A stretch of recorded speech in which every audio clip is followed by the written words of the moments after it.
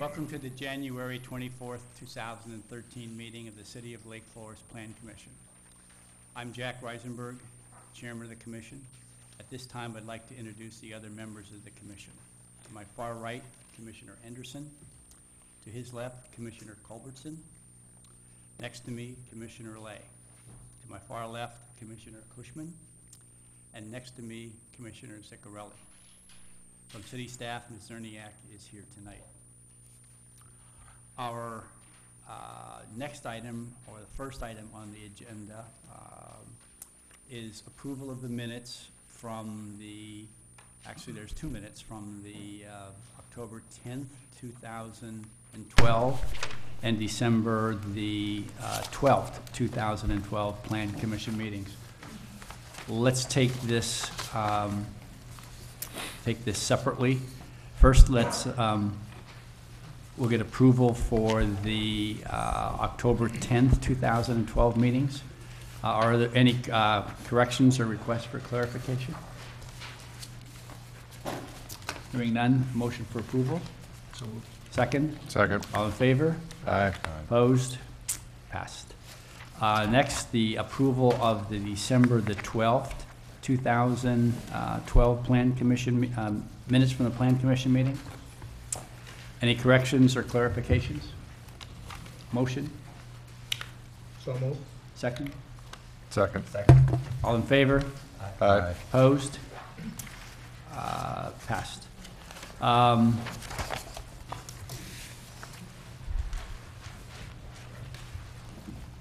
The first, actually the third item on the agenda, but the next item on moving forward is a public hearing and action on the bicycle master plan, specifically consideration of acceptance of the bicycle master plan by City Council and incorporation of the plan by reference into the city's comprehensive plan. Megan, would you like to, who I forgot to introduce you earlier, would you like to take this?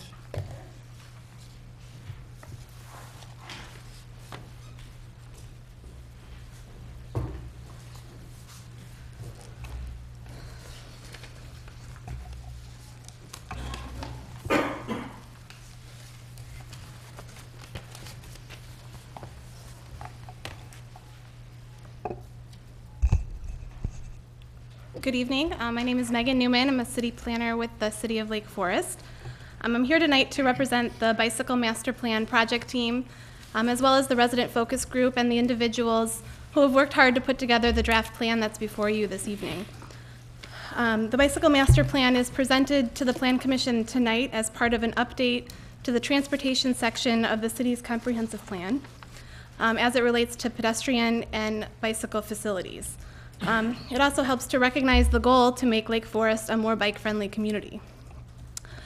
Before I dive into the presentation, I would like to note that the Plan Commission has 3 new items before you this evening. One is a revised priority chart.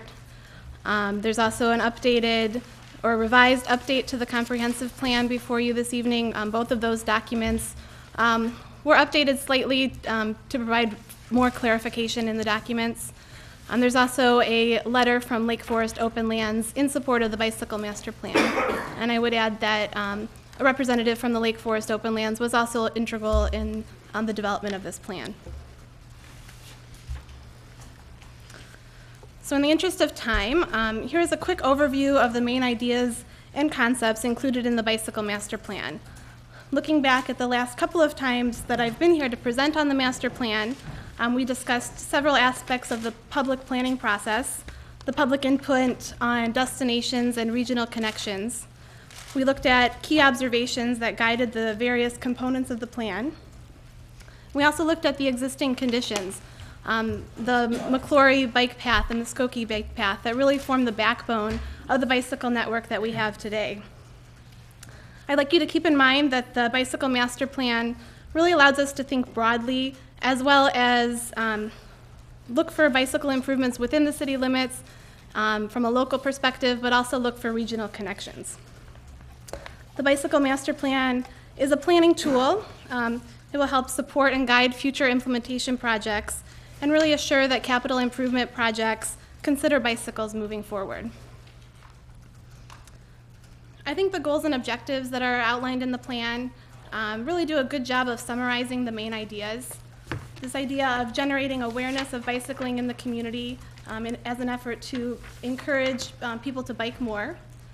The goal to establish a well-connected bicycle network and provide safe bicycling routes, as well as giving education to the residents and local bicycle groups.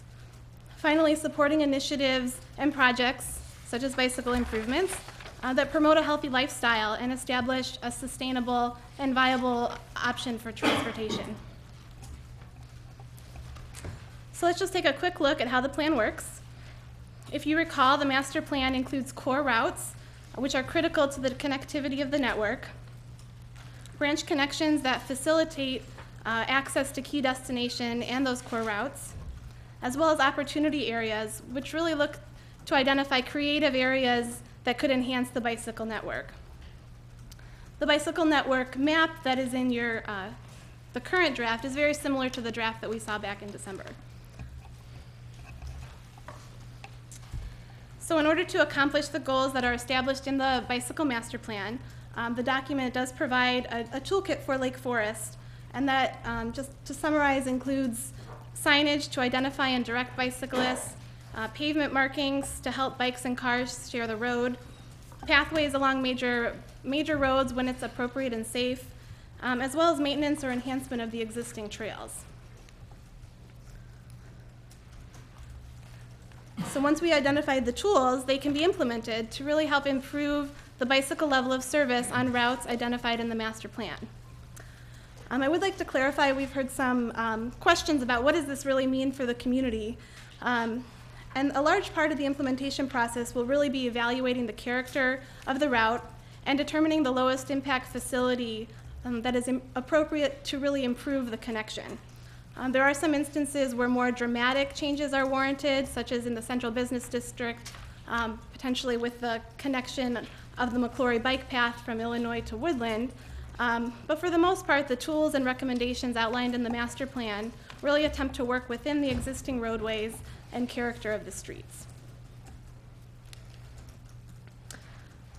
So here's an example of an addition of a sharrow, the pavement markings on Wesley Road, which starts to identify a path for bicyclists and tells drivers that bikes might be present on the road.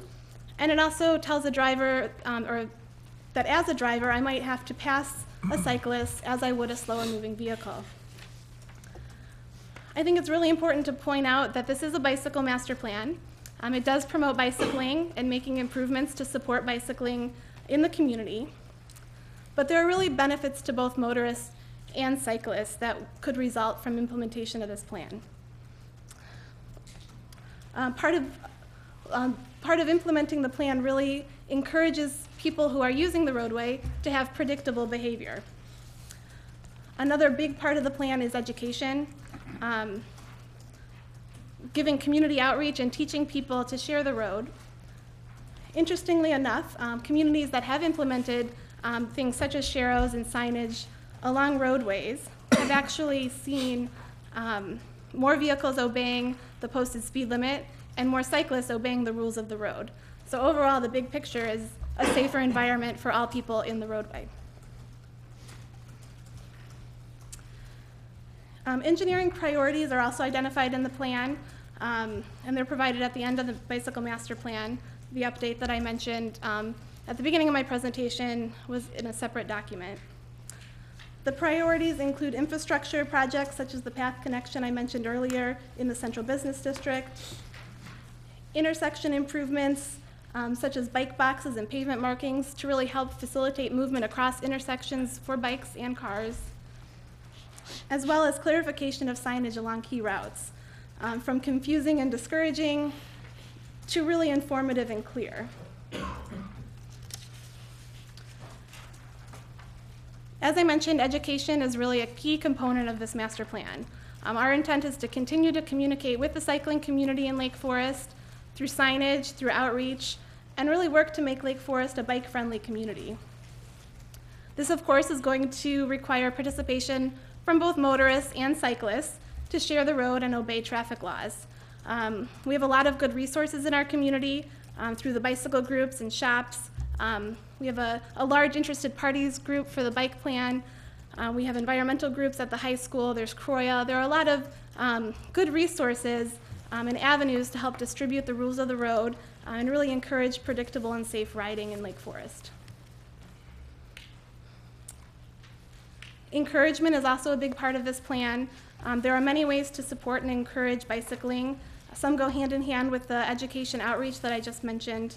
But in general, encouragement can be as big as supporting community cycling events or bike and dine events for the local businesses, or as small or simple as providing convenient and safe bicycle parking at key destinations, or providing signage along a designated route. The idea with the encouragement section is to really promote infrastructure and activities that make people more comfortable riding a bike through the community.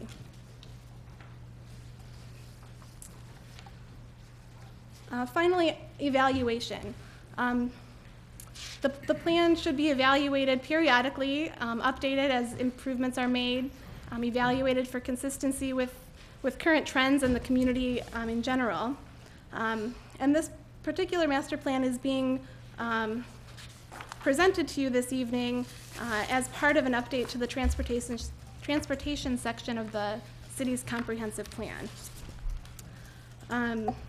The intent here is to really align the goals of the master plan with the overall vision for the city. So at your places this evening, in your packets that were distributed last week, you saw the existing comprehensive plan language. There's a small paragraph on bicycling. What was placed at your tables this evening is the proposed update for the bicycle section of the plan, as well as the bicycle map.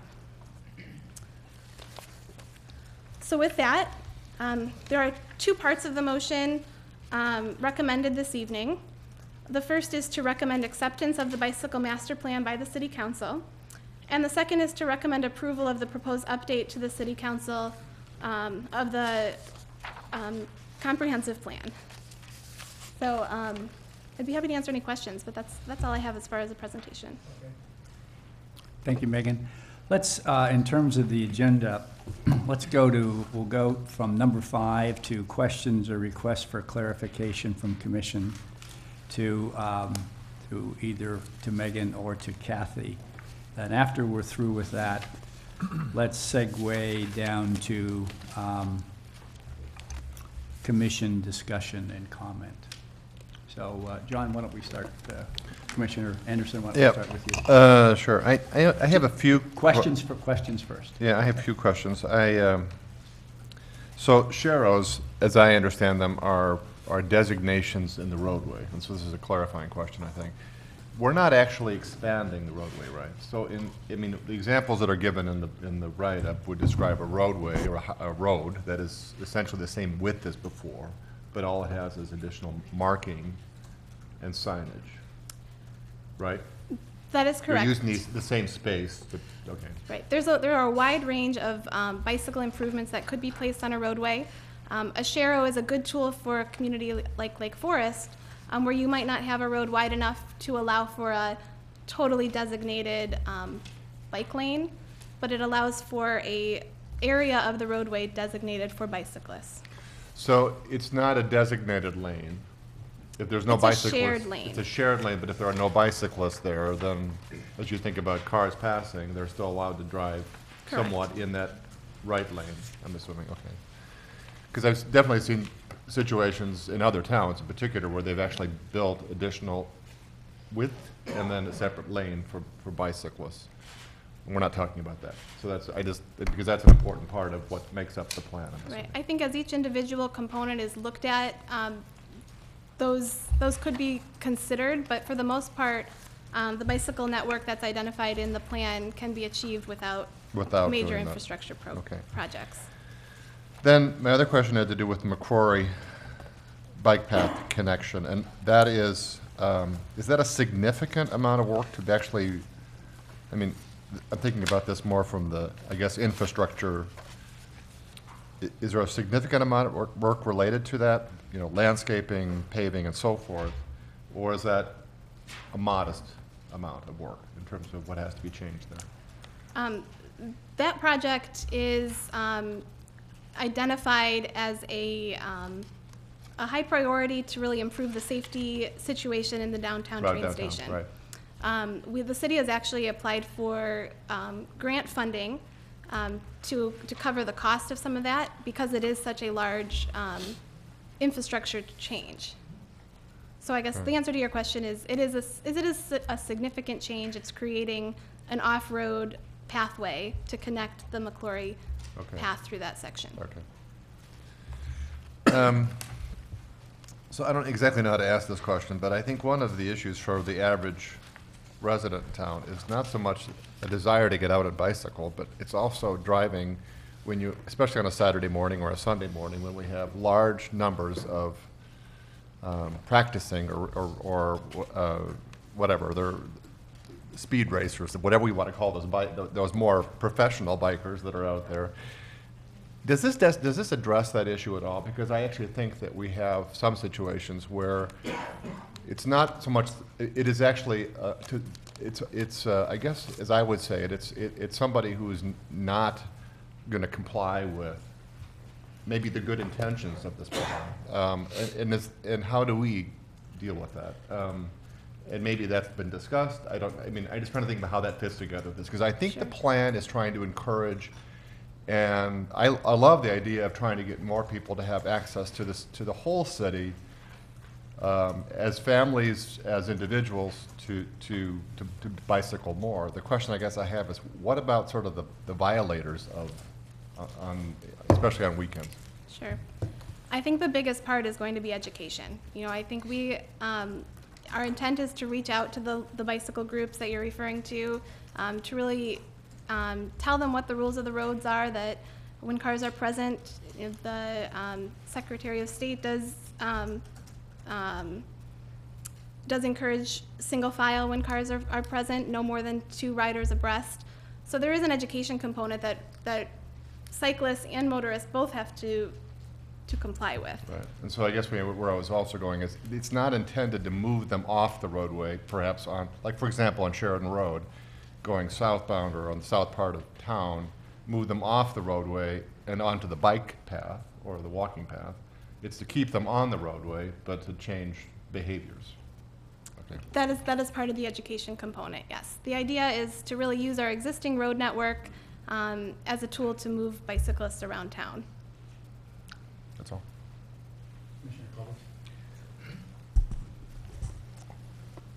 Megan, I noticed a couple of things that were in this draft that were not in the previous draft we saw, and I just would like a little bit of clarification or education on those points. Bike boxes. I didn't see that in the first draft. How does a bike box work for the benefit of us all? Sure. A bike box is a facility that can be installed at an intersection. It provides a safe resting place for bicyclists who are waiting to cross the intersection at a red light. It designates a path to get to that front point and place them in a position where they can cross the intersection safely in front of the cars.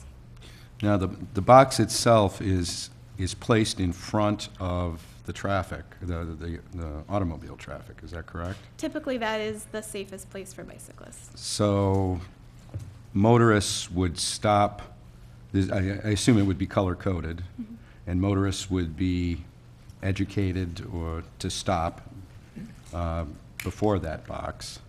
Correct. So there's room for cyclists to come up alongside and then move in front of the lane of traffic? Correct. Auto- And again, that's a infrastructure improvement that would have to be studied and looked at carefully to see, if and how it's actually implemented. But the idea of a bike box is something that would encourage safe behavior at intersections. Right. I guess something like that, and just piggybacking on John's comment about herd traffic on Saturday mornings or whatever, what kind of complications do you foresee, if any, with respect to enforcement? I mean, education is fine, but if cars are constantly pulling into bike boxes or the bicycle herds on Sunday morning are going four abreast. Does this present some potential enforcement difficulties with respect to the city? I think that working with public safety and getting our public safety officers involved in the outreach and the education is the best bet, is making sure that people understand what those mean, that you do stop at intersections. The cyclists really need to be their own advocate and obey the rules and learn how to share the road with cars. And I could just add, Commissioner Culbertson, that public safety staff have been involved and have worked closely as part of Ms. Newman's team on this project. And I think through her work with them, she has really educated them and has already made them more aware. And it is true that enforcement is difficult, but certainly just raising the awareness of the importance of that for our public safety staff, I think that's already been an important step forward. So really, these measures are in the master plan as potential options. Nothing, no intersections have been designated for any of this specifically, or have they? The master plan does identify intersections that are part of the network, that are key to the network. And yes, I would say that some of those intersections, it's typically at intersections where there's a lot of traffic, several lanes. You know, it's kind of confusing when you're on a bike and when you're in a car who goes where. So it'll help those instances like at 41 or Waukegan.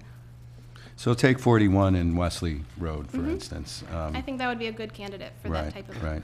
If a car pulls into this blue box or this bike box, is that a ticketable offense? Would it become one? I would have to confer with our public safety staff and get an answer to you on that one.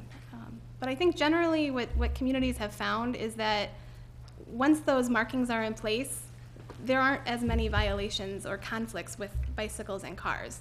That there's a learning curve. You know, when they first go in, it's education and figuring out what these mean. But after that, once people are used to them and they understand, the enforcement in other communities that have implemented this hasn't been too big of a concern.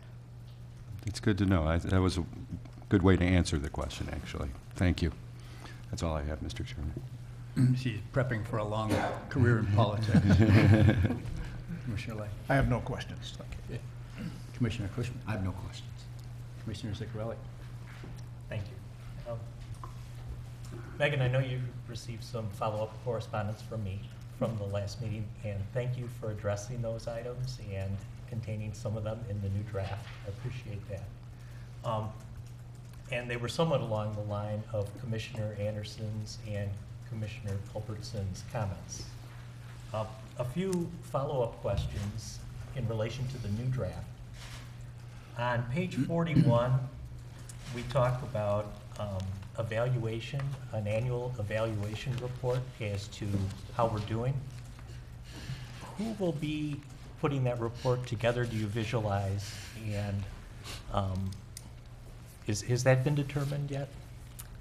It hasn't been directly determined, but I imagine it would be city staff and probably me doing that. Okay. In coordination with the project team, the people And- who've been working on the plan. And so that evaluation report, I would imagine, would contain things such as if there's been any accidents, any complaints, so that it would highlight if changes need to take place on an annual basis. Correct. It would be a way to keep the dialogue open to see that things are working, or like you said, if something's not working, we can look into it and make the necessary adjustments. Okay. And on page 40, I know related to a couple of the other questions on enforcement, has there been any discussion of certainly motorists get fined? Cyclists, do they get warnings? Do they get fined? What would happen there? Has there been any discussion on that? I think there's certainly could be some sort of enforcement from a ticketing standpoint. Again, I think the first step would be education. I can't stress how big that is and how successful that's been in other communities. to really teach people that this is a safe way to ride. It's safe to ride single file, especially when cars are present. So it's not really to impede bicycling, but really create a safer environment for all people on the road. So I think that process is probably going to evolve with our public safety department as more cyclists are on the street and we kind of evaluate what's happening on the roads. I think that the enforcement part of it is going to evolve. One final question, and it might be a minor detail, but there might be something behind it that maybe is explainable. On page 28, we talk about the design standard for the roads, and in the previous draft, it was a 2008 edition, and in the new draft, we're following a 1999 edition. Is there something that's more favorable in the 1999 edition? That was just a pure typo that was modified for the current draft. Oh, so it should be 99? Mhm. Okay, thank you. Thanks. That's everything. You really read that? Okay. Good to know. I don't have any, I don't have any questions. I think, let's just go right to final discussion and comment. Oh, did you have a question? No. Should the public have the opportunity to address this matter or no? Of course, thanks. Yeah, thank you. Is there any public commentary? Oh, thank you. Good, thanks, Lloyd. No, no problem. Okay, I need to swear you in as soon as I can find my agenda here.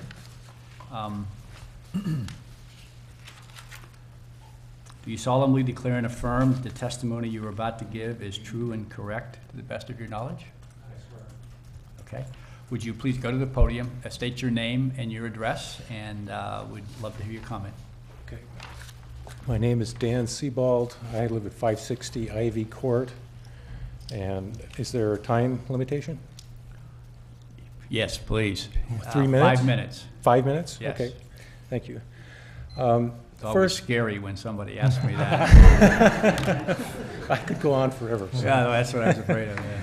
Well, I'd like to say that first, I participated a little bit in volunteering for this, participated in the workshops, and I'd like to commend and thank the city staff for what I think is an excellent document. The workshops were excellent. I wish you could have attended some of those and saw some of this participation on part of the public. What I'd like to do is cover 3 things, and with the time limitation in mind, maybe I'll trim some things out. The 3 things I would like to cover are why the bicycle master plan is important. The second would be the perception of bicycle friendliness of Lake Forest. And the third would be sort of actionable items, so that to give you an idea of things that could go forward from this, so that it doesn't seem like a vague document of sorts. It is a working document. And I'm speaking on just my behalf here. I'm not speaking on behalf of anyone else. So why is the bicycle master plan important? It's important because it reflects livable cities. A livable city is one in which the automobile is merely an option. It's not a necessity. It's reflected in higher density, mixed use, pedestrian friendliness, and so on. And the nice thing is that Lake Forest has this, especially on the east side of the city. And what I'd like to cover is some of the costs of roadways in Lake County, just to give you an idea of how much we spend on infrastructure for automobiles. This is at the state funding level. Atkinson Road, Illinois, 173, extending Atkinson Road and widening Illinois 137, 3.8 million. I-94 in Illinois 173 at Wadsworth. Wadsworth is north of Waukegan a little bit. Widening 2.6 miles, $30 million. Illinois 21, Milwaukee Avenue, Gurnee, Waukegan, Libertyville, 2.2 miles of road widening, reconstruction of a bridge, and traffic signals, $23 million. Illinois 22, Highland Park in Bannockburn, that's right connected with Lake Forest, 2.11 miles, 11.5 million. Intersections along Grove, 6.7 million. Russell Road, 9.9 million. Wadsworth Road, 2.4 million. Delaney Road, 10 million. The last two are simply sprawl-inducing. I've bicycled up there, I've seen what's going on. The last one I'd like to mention is Riverwoods Road and Everett Road. That's the new roundabout installed. That's $1.9 million for that. And let me give you an idea what this does by increasing traffic flow along there. This is Lincolnshire's problem, but Riverwoods Road, I used to bicycle a lot. It used to be a very nice road, but with the increased traffic because of this roundabout, Costco, and so on, that road is deteriorating quickly, and it increases the service rate for the roads. That's added expense. And I'm just trying to point out that the cost of bicycle infrastructure is a fraction of the cost that we spend on automobiles. Okay, I think maybe I will skip the perception of bicycle friendliness in Lake Forest. I'll just pick one item in there. One item is the signage around the city. When I first moved here, the signs I saw were bicycles on sidewalks, and I thought I was being a rebel by bicycling on the streets. It turns out I was just ignorant of what the actual law is. And I think it's like signage, the changes to Western Avenue, that wasn't very bicycle friendly nor pedestrian friendly because of the shrinking of the sidewalks and so on. I think those kinds of things in terms of perception are a bit of a problem. So I'll move on to actionable items.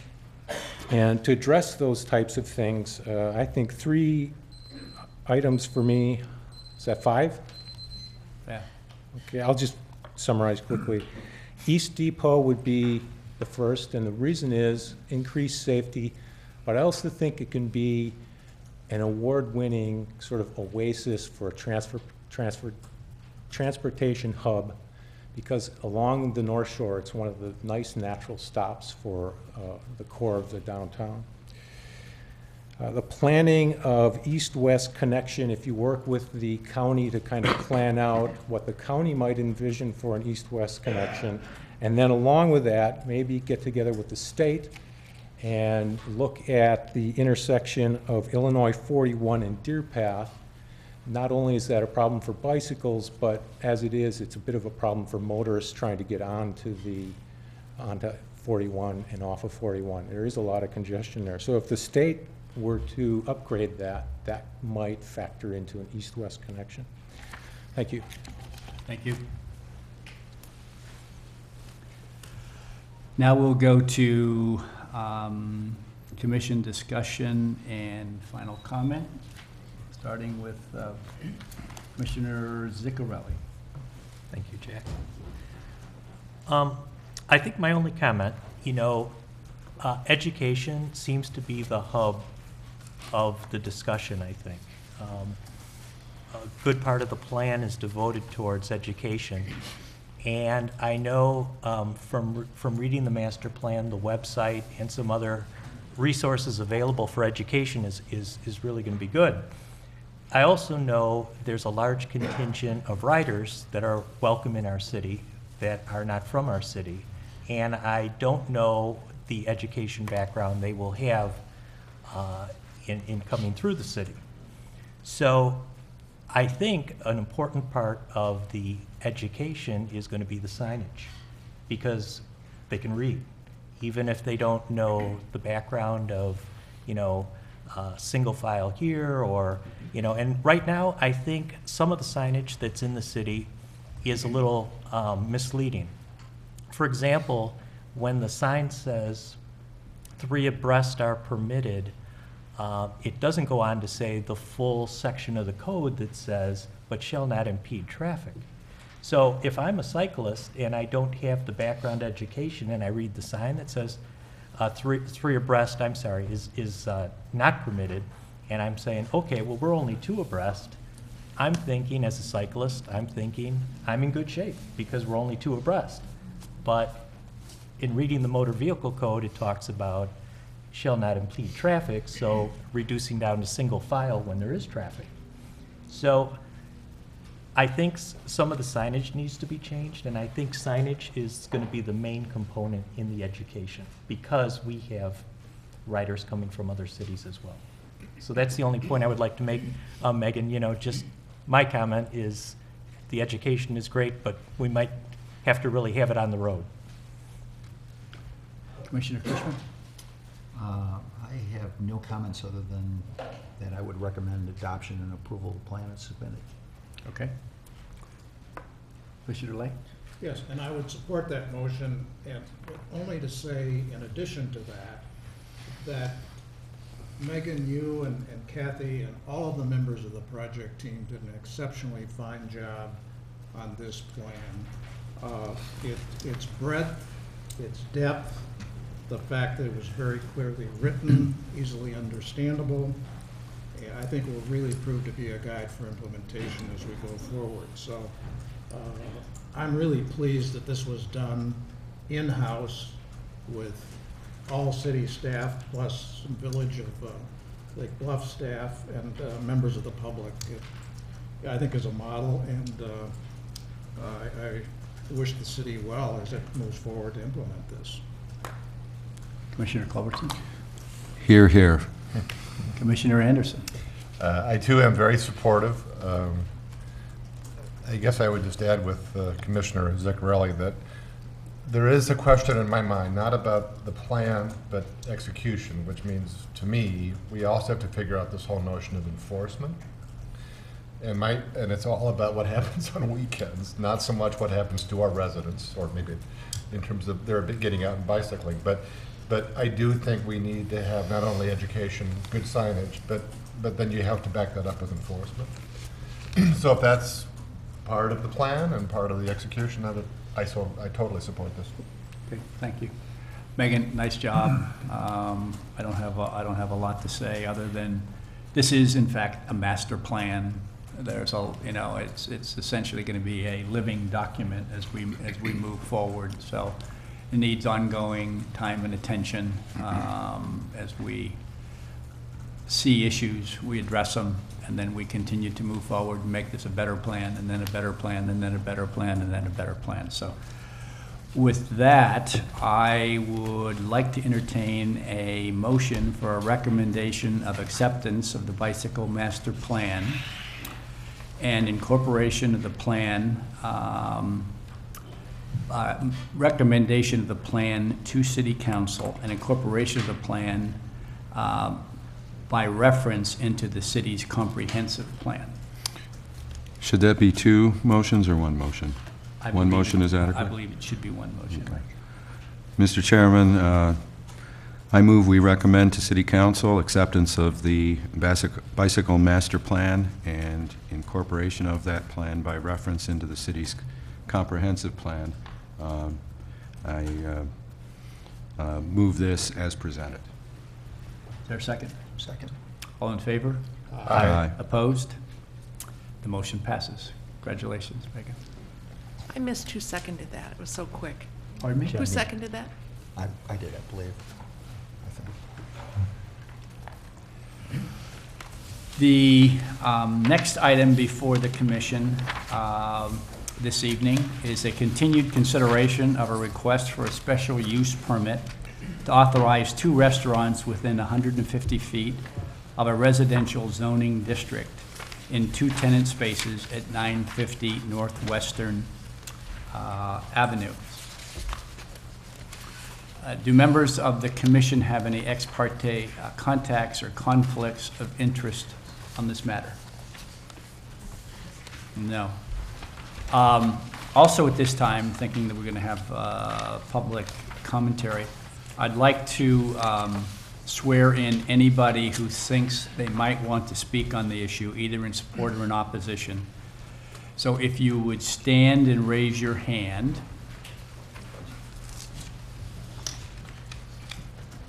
Okay. Do you solemnly declare and affirm that the testimony you're about to give is true and correct to the best of your knowledge? Thank you. All right, we will begin with presentation by the petitioner, not to exceed 20 minutes. Can I stand over there? Absolutely. Thank you, Commissioners. Thank you for your time tonight and your consideration and your service.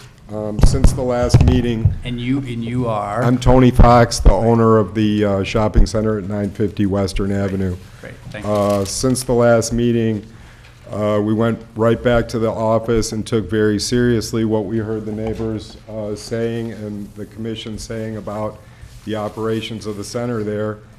And we were not able to find any complaints regarding the pizza delivery people or the condition of the fence. Because we heard it at the last meeting, we took immediate action with the pizza operators who were immediately receptive to alternative solutions to driving around the back. I was just over there. I have pictures. There's no cars in the alley whatsoever. I was here for a building department meeting a couple weeks ago, same thing, no cars in the alley. We have a signed contract for a fence and a permit for a fence. As soon as the ground unfreezes, a new fence will go in. The fine people who are intending to open a restaurant are here tonight with a beautiful menu that they intend to woo the commission with and the people of Lake Forest with. They are intending to invest significant amounts of money and some significant amount of time in this project, and it can, in my opinion, only be a positive outcome for the people of Lake Forest. We did some further digging, and we discovered that Burger King, since it seemed like noise was the #1 complaint at the last meeting, we did some digging through the files, and we discovered that Burger King used to serve on average 7,000 to 9,000 people a month. And that was about with an average check of $5. I also know that there were 2 picnic tables adjacent to the parking lot for most of the last 10 years that I've owned the property. There were also bicycle racks out there. So nothing fancy, nothing like what the petitioners are proposing, but we think that the kind of client that comes to this restaurant is going to be someone more local, someone who's going to be walking. It's going to be a boon to the city of Lake Forest because people will have an alternative, another fine dining alternative with a group who has an established track record of establishing a fine dining scenario out of what was previously a quick service restaurant.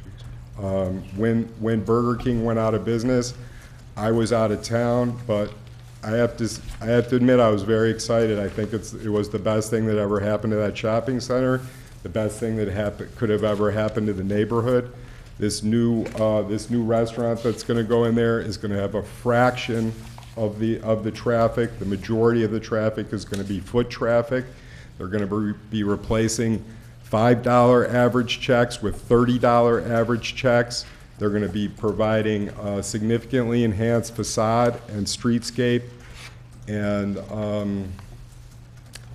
I don't want to belabor the point. I'm obviously in favor of moving the process forward. We've had a lease since last October, and we haven't been moving forward yet. So if there's anything I can answer or any questions from the community or the board, I'm more than happy.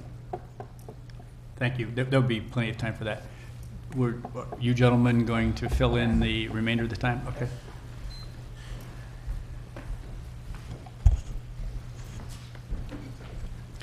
Good evening, members of the Plan Commission. We appreciate your time and listening to our request for a special use permit at 950 Northwestern Avenue for the 950 Whiskey Bar and the Westwood Bistro.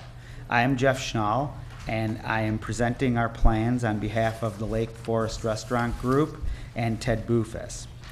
Ted Bufus and I have spent a lot of time and effort in putting these plans together along with our architects and the building owner in order to make these establishments first-rate and a proud addition to the City of Lake Forest Central Business District. We have done our market research, and we feel we can make a significant difference in the restaurant community of Lake Forest. We are not trying to emulate any of the other restaurants in the community, and we feel we can not only add to the variety, but bring a new feel and mix with value and vitality. Mr. Bufus has some fantastic ideas that can only work in a high-end community such as Lake Forest. Not only are we trying to make this a restaurant destination for Lake Forest and Lake Bluff residents, but we will be trying to tap into the surrounding communities such as Highland Park, Deerfield, Libertyville, etc. We are directly on the east train line, which we feel will play a strong role in our plans. These restaurants would be similar in style to the quality of Deer Path Inn or the Marketplace, only better. Mr. Bufus' current location in Lake Bluff is not only consistent on a day-to-day basis, but is ever-changing with the restaurant trends. He is constantly updating his menus to make sure the items are fresh to the consumer. He brings a downtown feel into a suburban setting. Ted has a long track record in the restaurant business, having grown up in it. He has taken what he has learned over the years and expanded his education with his creativity and hard work. He has an amazing eye for details that one must have to be successful in this type of business. We have taken many things into consideration while making these plans for these restaurants. The number one consideration are the surrounding neighbors. Our goal is to take a tired Burger King space and add life to it without causing major disruption to the neighborhood. We are the best fit for the location and have made every possible change to make it work. We have the parking to meet the requirements and have taken the lighting and noise factors into our plans. We are using soft lights with backlighting, using window coverings on the north side of the bistro to block interior lights onto the street, and have made arrangements to keep all of the entryways exactly as they were before, so noise does not spill out of the doors into the neighborhood. We have access to underground parking with reserved spaces for our use, as well as surface parking to the north side street, as well as parking in front of the spaces on Western Avenue. Additionally, the building owner has instituted an employee parking program for them to park in the Central Business District lots east of the railroad tracks. We will have one of the best parking arrangements of any restaurant in the Central Business District. We will consider valet parking if the possibility presents itself. Our hours of operation are consistent with other restaurants in the Central Business District. Westwood Bistro's proposed hours are 11 a.m. to 10 p.m. Monday through Thursday, 11 a.m. to 11 p.m. Friday and Saturday, and 11 a.m. to 9 p.m. on Sundays. At the 950 Whiskey Bar, the proposed hours are Monday through Wednesday, 11 a.m. to 11 p.m., Thursday through Saturday, 11 p.m. till 12 a.m., and Sunday from 11 a.m. to 10 p.m.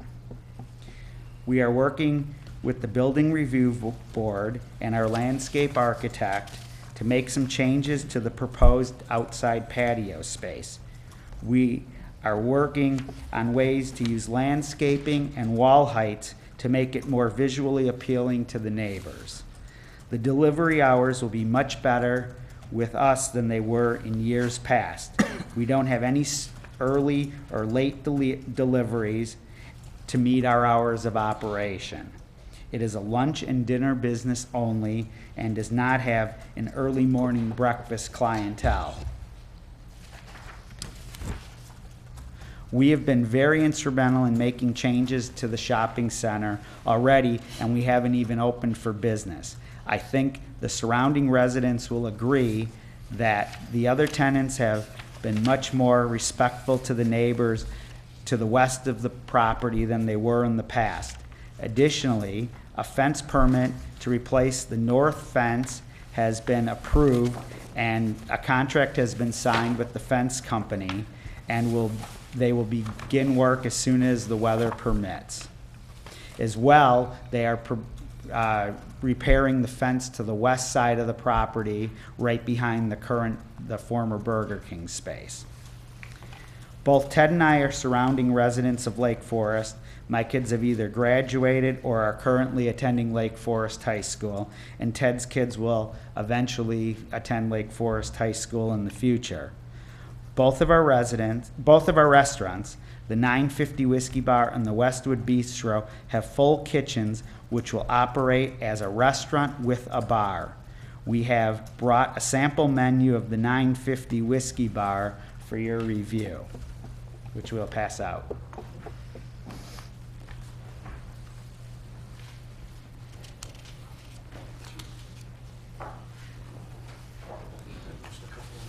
That's all right.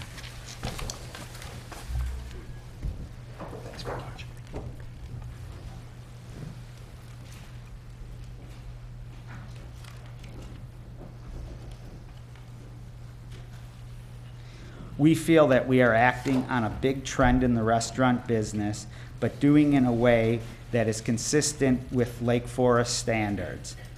The trend is the small batch whiskey distillers, in which we plan to carry about a dozen or so specialty brands. Our main focus is on the quality dining with the whiskey as a unique concept in the industry.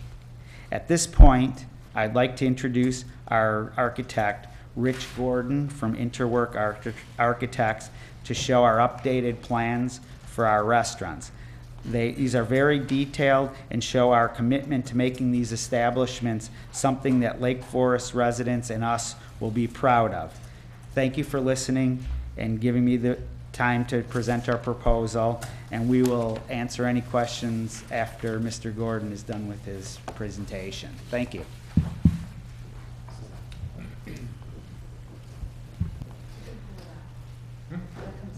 I'll leave it in if it's okay. Just to touch on very briefly, just some of the changes that we're making to the building. The former Burger King space, we're keeping it simple with additional fascia of stucco and wood and an extended canopy over the entrance.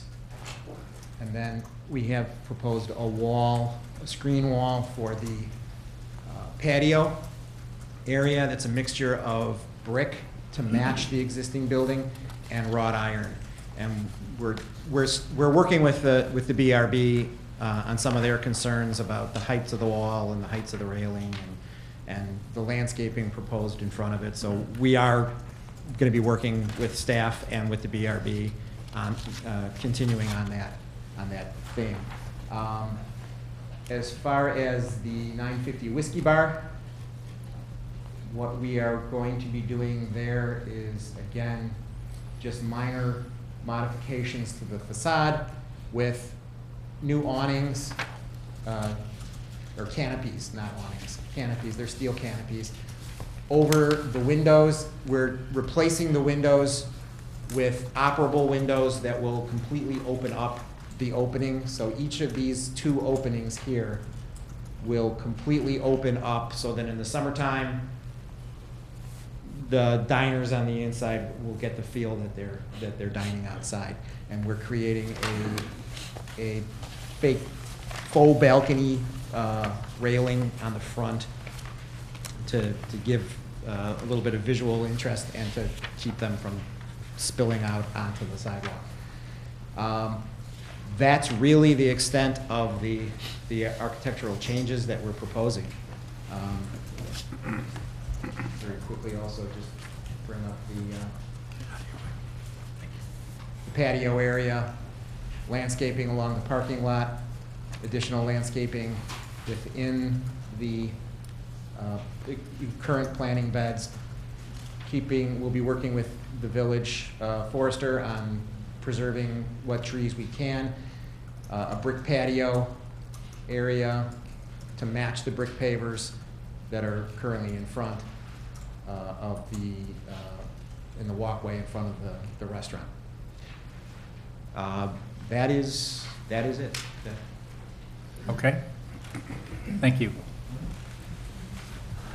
Identification of issues by staff. Thank you, Chairman Reisenberg. I'd like to cover four topics. I'd like to talk a little bit about the requirement for the special use permit. I'd like to talk a little bit about what has occurred since your last meeting on this issue. I'd like to review the key issues that have been identified and some responses to those, and then finally to provide you with a summary of the staff recommendation. This matter is before you because it is a restaurant located within 150 feet of a residential zoning district. If the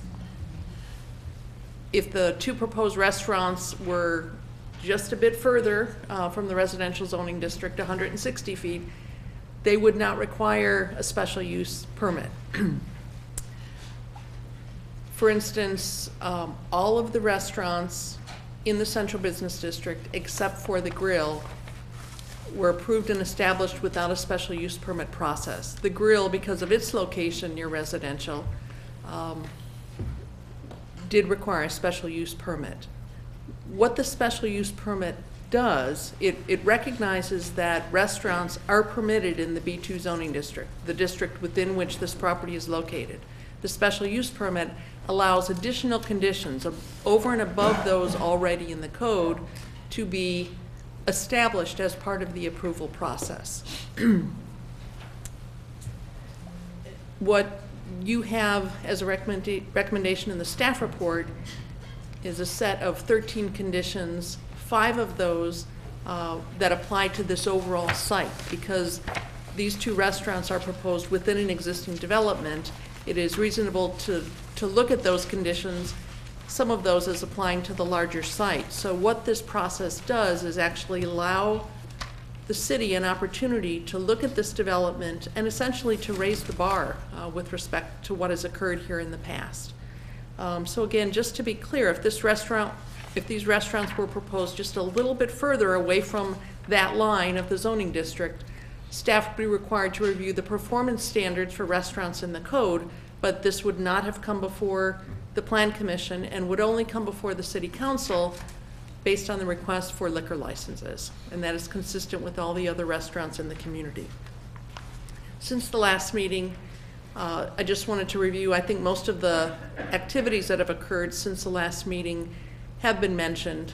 Immediately after the last meeting, staff did have a meeting with the property owners, with the representatives of the Lake Forest Restaurant Group, the petitioners before you, and with at least one of the other tenants in the building.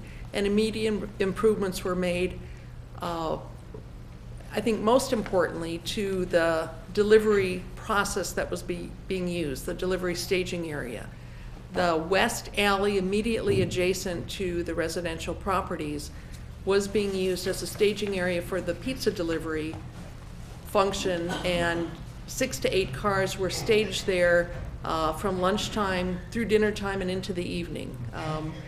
And that was immediately addressed based on the concerns raised. Chairman Reisenberg, I think you had termed this petition as having significant baggage, that they weren't starting at ground zero. And I think that delivery staging area was a big, one of the big suitcases in that baggage that was brought to the table.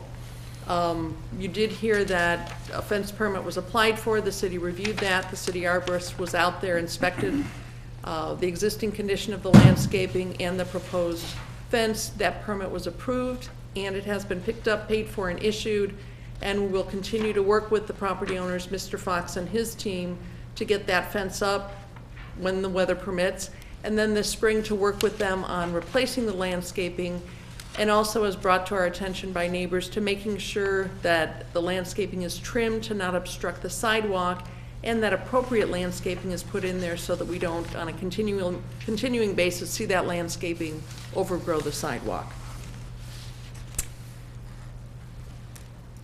Since the last meeting, this matter, as mentioned, was before the Building Review Board. The Building Review Board acknowledged that this particular development is not one of the significant developments or notable developments in the community. They did support the proposed changes. They did have some questions about detailing, and a Building Review Board subcommittee has been appointed, and in particular, we'll be looking at the detailing of the canopies, and how the signage will affix to that and the appearance from below, and looking at the proposed wall for the patio area.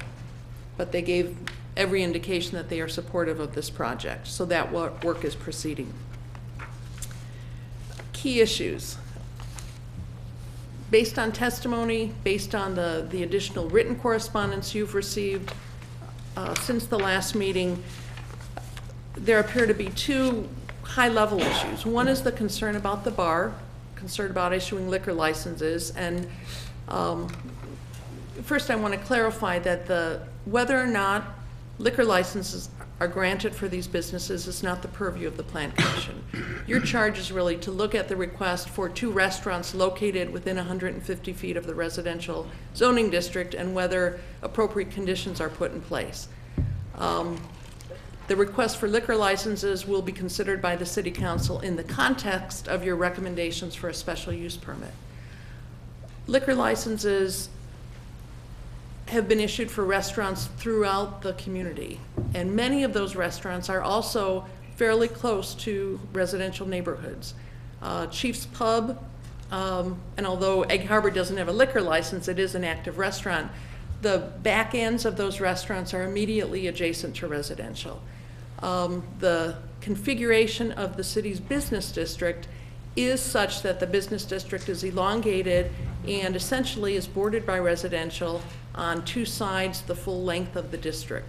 So restaurants serving alcohol, that's my time limit.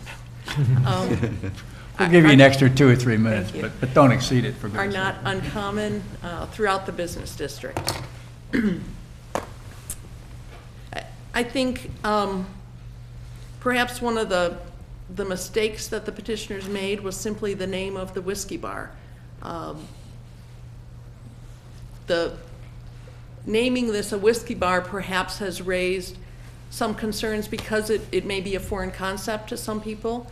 And I think as explained to you, as shown by the floor plans provided to you, the intent of the whiskey bar establishment is in fact to be a restaurant. And the fact that they will serve alcohol, perhaps highlighting a few specialty whiskeys, really does not, although it gives them a niche and it gives them a uniqueness, from a functional standpoint, serving food and alcohol is not different than other restaurants that line Western Avenue, including the Grill, which is located just a block away. The other key issue was the concern about outdoor seating. In recent years, we have seen almost every restaurant in Lake Forest come forward and request outdoor seating.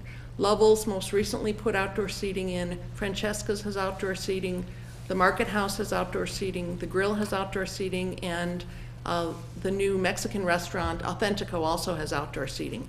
It really has become something that customers demand, and the weeks during which outdoor seating will occur obviously is limited. The outdoor seating at the various locations is limited to 10 p.m., and that is a consistent end time for outdoor seating. Those are the 2 key issues, but a number of other issues are always considered when we look at restaurants. And those are identified in the staff report, but they include lighting, they include ventilation, they include parking, They include maintenance of the site. And I won't go through them, but all of those items are addressed in the conditions provided. And I will emphasize that with respect to on-site parking, this development has more on-site parking, more private parking than any other development in the Central Business District.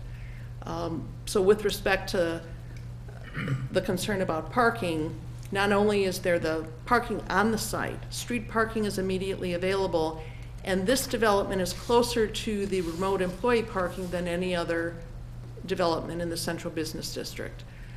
In working with other businesses in that district, we also know that a number of employees do commute to work on the train.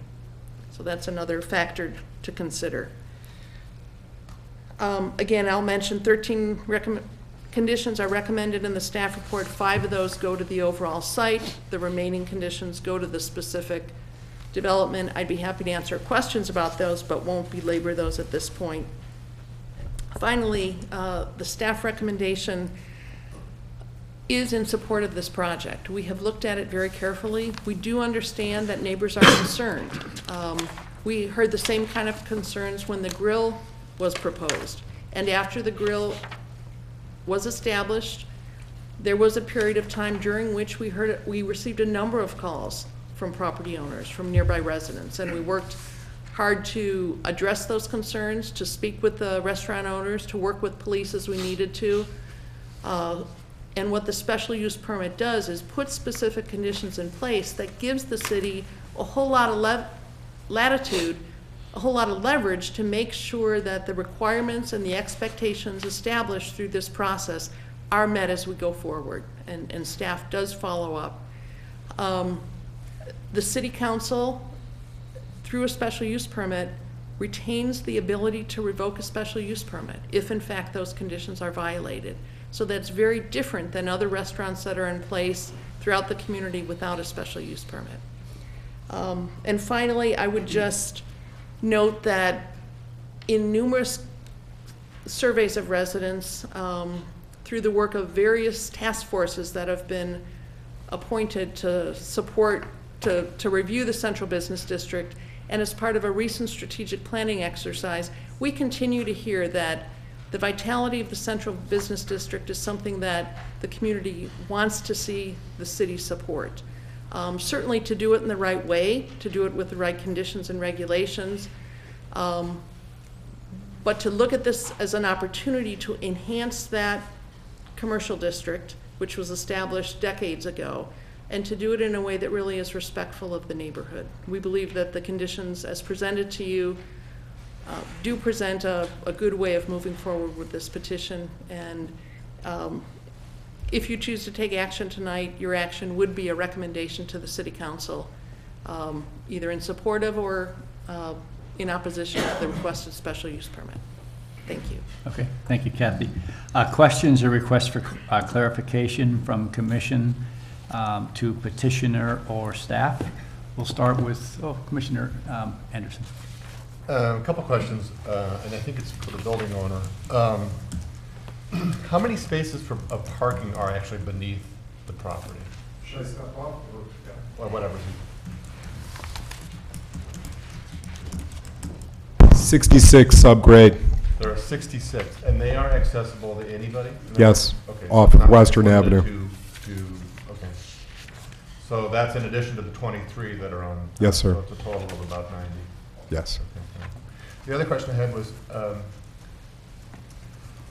what is happening with the alley? In other words, so we've actually tried to clear up the staging area for the pizza place, but what is typically used for that? Is it intended to be for refuse, I mean, what is the alley used for? And My how does that understanding is control? it's drop-off of laundry and drop-off of general supplies to the merchants at the center. And there are some closets there that house dumpsters that get emptied on a regular basis. Yes. Okay. So my other question had to do, sorry, this is for the restaurant group. And maybe this is really unrelated to it's really more of a question of economic viability, I guess, I'll say it that way.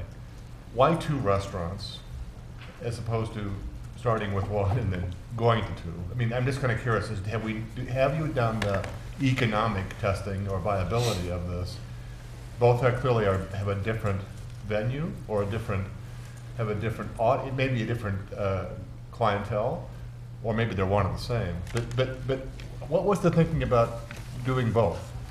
Well, first of all, the front restaurant, which is the former King Ma space, Right. it's only 1,400 square feet. So it's a small space. Small space. It's going to be adults only, no children allowed in that particular restaurant. Okay. And the other one is going to be a bistro, and that one's open to families and So you're able to do some segmentation. yeah, a little bit different, and menus are both going to be high end.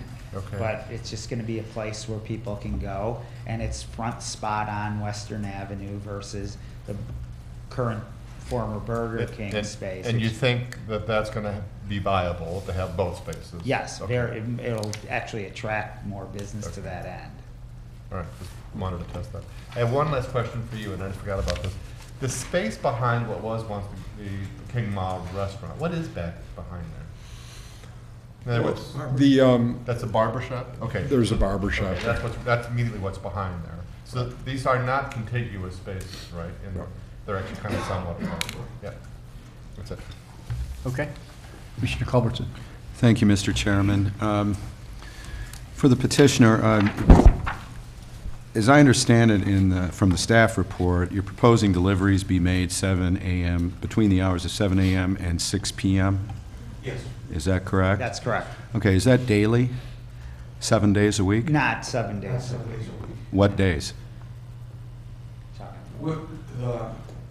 Depending on business, would be mostly Monday through Friday. Mostly Monday through Friday. There might be an extra delivery on Saturday, which would probably be 1, but most of the time, everything's done Monday through Friday.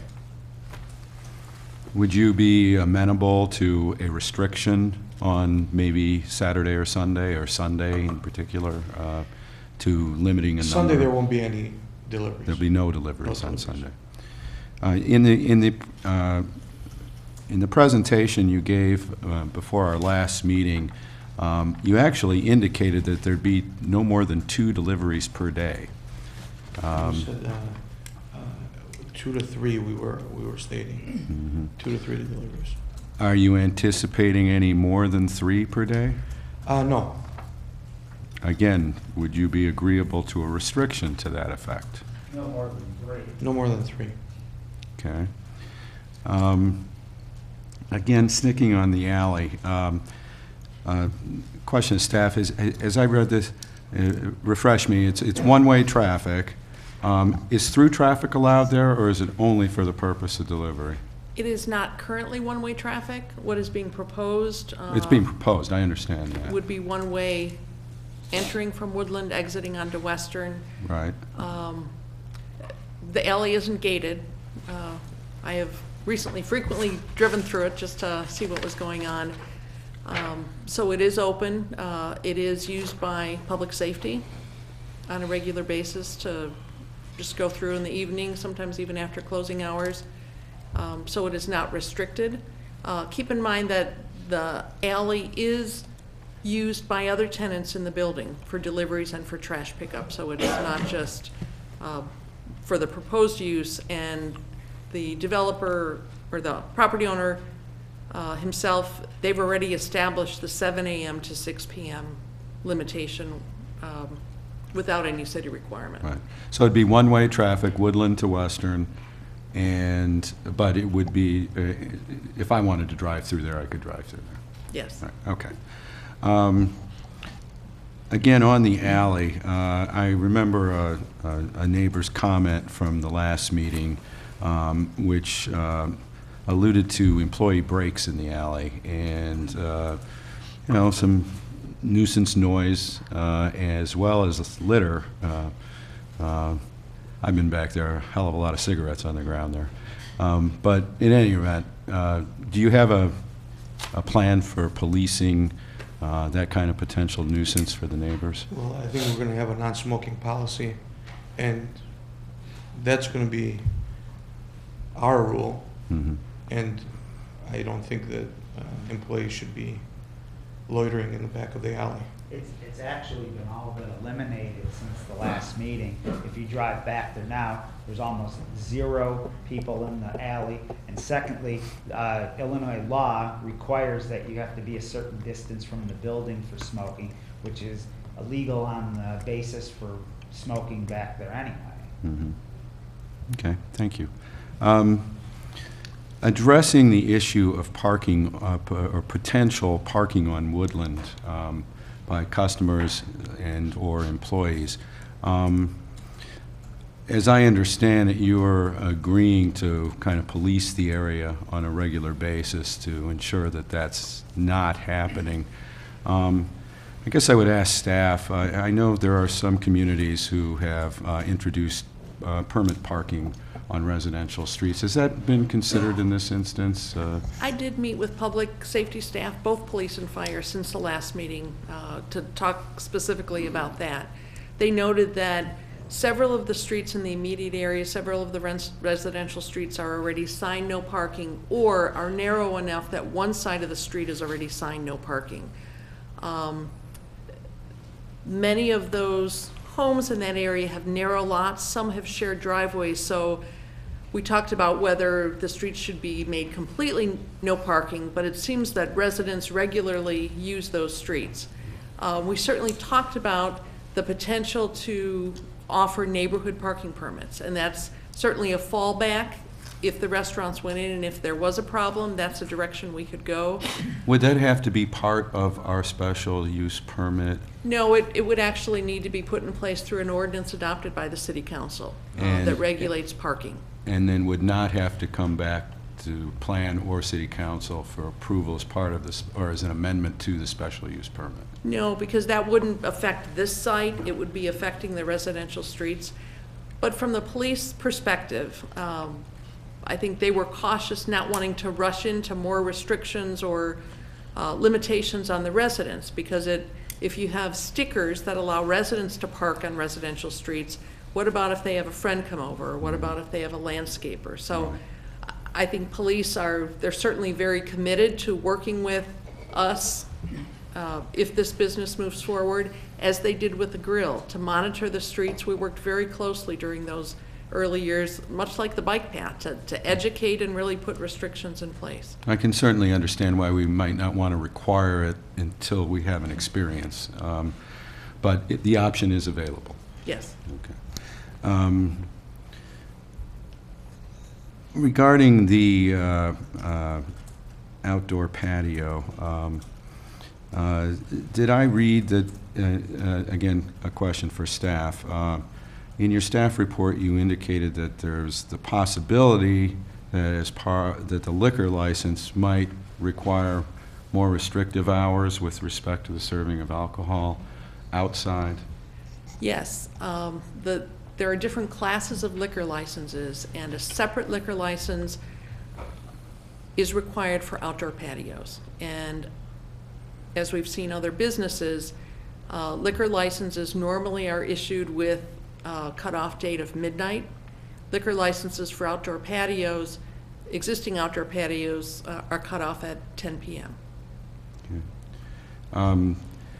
Again, there's a recommendation that all operation of the outdoor patio cease by 10 p.m., including cleanup.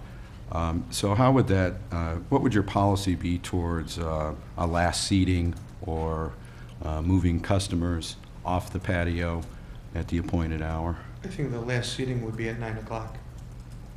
And with that hour, it gives enough time for people to finish up their dinner and proceed to go either inside or leave. Right. So the plan would be to, if they wanted to linger, to invite them to move inside. Right. And assist them. Yes. Very good. Could you just briefly review the hours of operation? So we're all... Our proposed hours for the Westwood Bistro, which is the the former Burger King space. Our proposed hours are 11 a.m. to 10 p.m. Monday through Thursday, 11 a.m. to 11 p.m. Friday and Saturday, and 11 a.m. to 9 p.m. on Sundays. For the 950 Whiskey Bar, our proposal is for Monday through Wednesday, 11 to 11, Thursday through Saturday, 11 through 12 a.m., and Sunday, 11 a.m. to 10 p.m.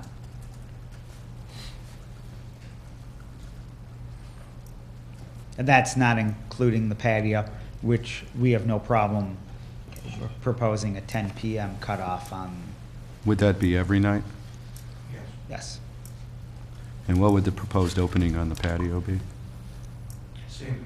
Same 11. business hours, 11 a.m. daytime Yeah. for lunchtime. All right. Back to the alley for one more thing. There'll be maintenance vehicles coming to the premises from time to time. Would they park in the alley? Maintenance for, The grease collection? Oh, or, right, you know, okay. or That would be once they lift and. how about an HVAC guy comes and has to work 6 Yeah, hours on? Parking space. Okay. we can't block the alley because it does Right. have requirements to get another car by. Right, but from time to time, you do see vehicles parked in the alley. Well, there were, but Yes. I think if you drive by now, I think you'll be pleasantly surprised that there are none in there. All right.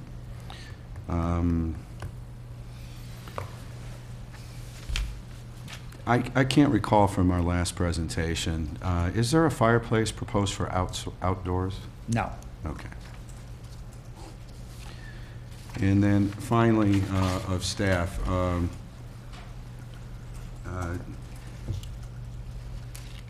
in the staff, in your recommendation, there's a paragraph identified as direction to staff, in which the community development staff is directed to coordinate with the police department and conduct regular site inspections. And then skipping to the last sentence, all this shall be monitored, including to determine whether employee or customer parking is occurring on the residential streets, and if so, appropriate steps would be taken to end that practice. What steps might those be, Kathy? I think we mentioned one. It sounds like the ultimate solution. But The first step we take would be to talk with both the property owner and with the business owners, whether it's just this business or all the tenants, and do some education and look for some cooperation. That, we find, most often is successful, but certainly in this case, we could move forward to looking at signing all of the streets in the immediate areas, no parking, or offering resident permits, making a change to our ordinances. thank you. That's all the questions I have for now, Mr. Sherman. First of all, questions for the petitioner. Are those two restaurants going to be under one business unit, or are they going to be separate business units for each of the restaurant bars? They're both going to be under Lake Forest Restaurant Group with separate DBAs.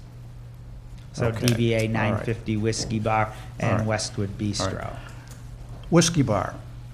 What percentage of your receipts are expected to be from food, and what percentage from beer, wine, and liquor? I think 60% would be food and 40% would be liquor. The whole. For both places. Okay. Explain to me the difference between sliding doors in lieu of, your original proposal was for an outdoor seating area. From this vantage point, from a noise standpoint, when they're open, likely to be in the 3 to 4 months, June, July, and August. Noise travels. People talking, glasses clinking, music possibly. I'm not talking about live music, I'm just talking about music in the background, going eastward and so forth. What is the difference between sliding doors and an outdoor patio? Well, first of all, the sliding doors keep the noise inside the building, because they actually are inside, nobody is outside. And secondly, this is only proposed for the 950 Whiskey Bar, which is the one that faces And that's west. what troubles me, because your hours for the Whiskey Bar are 11 to 11 PM Monday through Wednesday. Thursday through Saturday, 11 AM to 12 AM. Noise travels out those doors. So- We could work with the city to work on a certain time for closing the windows. We would not be opposed to that. Okay. Last question is of staff. Kathy, let's assume, for sake of discussion for the moment, that the city would approve this with special use permit conditions. And let's assume after several months of operation, unforeseen circumstances come about. What authority does the city have to go back and establish new conditions to meet unforeseen events? Is that doable? This will be, if this is recommended by the Plan Commission and approved by the City Council, the special use permit is approved through an ordinance. That ordinance is recorded with the property. That ordinance includes provisions that allow the City Council to revoke the special use permit. There are findings, as detailed in your staff report. If in fact those findings are determined to no longer being met for whatever reason, and if the conditions and/or if the conditions of approval are not being satisfied, the ordinance requires that first, notification needs to be provided to the property owner and to the business owner in this case, and there is a cure period allowed. And that would be a legal document and would be put forward in writing. But the City Council does retain the ability to revoke a special use permit. Okay. But again, that's for violation of conditions in the original permit. Or if the findings, the ordinance will include findings. And if there was a situation that clearly created conditions for which those findings no longer held true. Those findings written in your staff report as there's a response to each of the performance standards and a response to each of the criteria for a special use permit. The City Council could also consider revoking an ordinance if a case was made that the findings were not true, were not valid for the use as it was operating.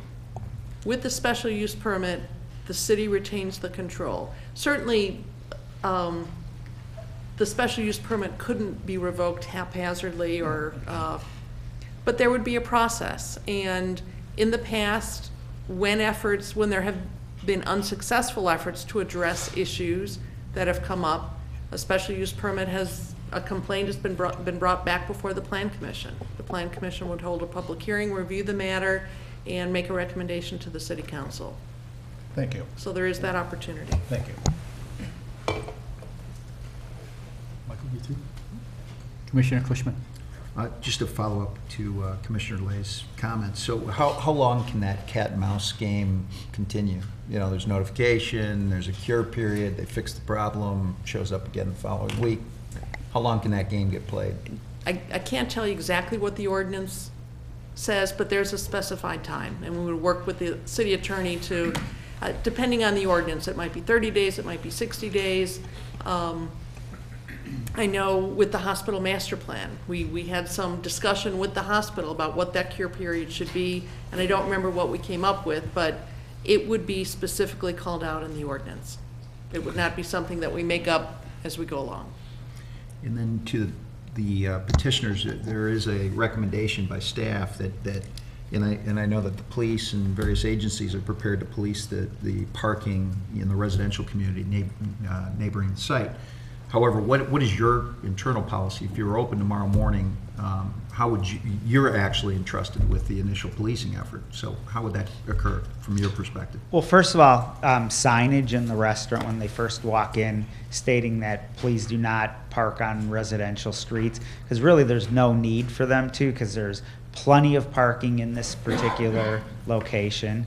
And secondly, we just have to kind of keep an eye on it, and if there's any complaints that there are people, then we have to do a stronger job in policing it. But we intend to be friends with the neighbors. We're not looking to be a bad guy in this situation. We're trying to open a quality business into the area and bring sales tax to the city, and not cause problems is what our goal is.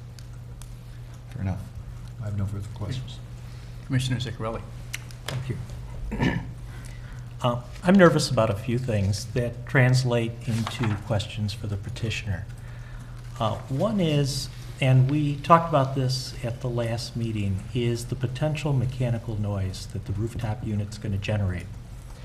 And I'll tell you why I'm particularly nervous about it. There's a couple drivers to sizing the mechanical system that I think come into play. One is the fact that we're going to have 120 people potentially in the restaurant, and people are one of the drivers. You know, people emit heat and have to be cooled, and that's one of the drivers to sizing the system. The other is the system that's up there now is old, and there's new mechanical codes in place that require more fresh air than the mechanical system on Burger King can tolerate right now. And so for those two reasons, I suspect that the mechanical system on the roof is going to get larger. The part about that makes me nervous is the noise that mechanical equipment can generate can dwarf the operation noise. And 6 weeks ago when you came before us, and I voiced pretty much the same concern, I suggested what would be helpful to me in particular, maybe to all of us, is an acoustic study to say, okay, we know the mechanical equipment's going to be approximately this size. That unit gives out so much sound rated in decibels. We have this unit that's located at the west edge of the roof, an alleyway across from a neighbor's property. What's the anticipated decibel rating at the property line? And what does that translate to in layman's terms? Is it 60 decibels, which translates maybe to light traffic? Is it more than that?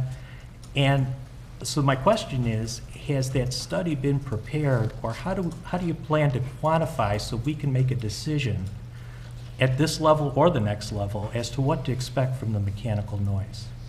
All right, well, first of all, the current unit up on the roof has no screening around it, and it is more towards the east end of the Burger King space than it is on the west end.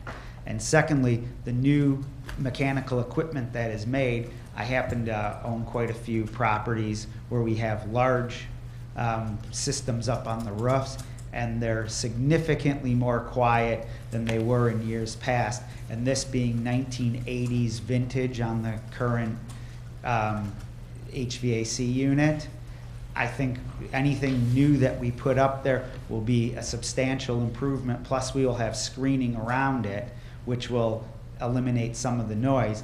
I would like to have Rich from Inner Work Architects talk, because he does this quite a bit more than we do. Yeah, I think, as Jeff said, units today, if they're properly maintained, they should not be generating all that much noise.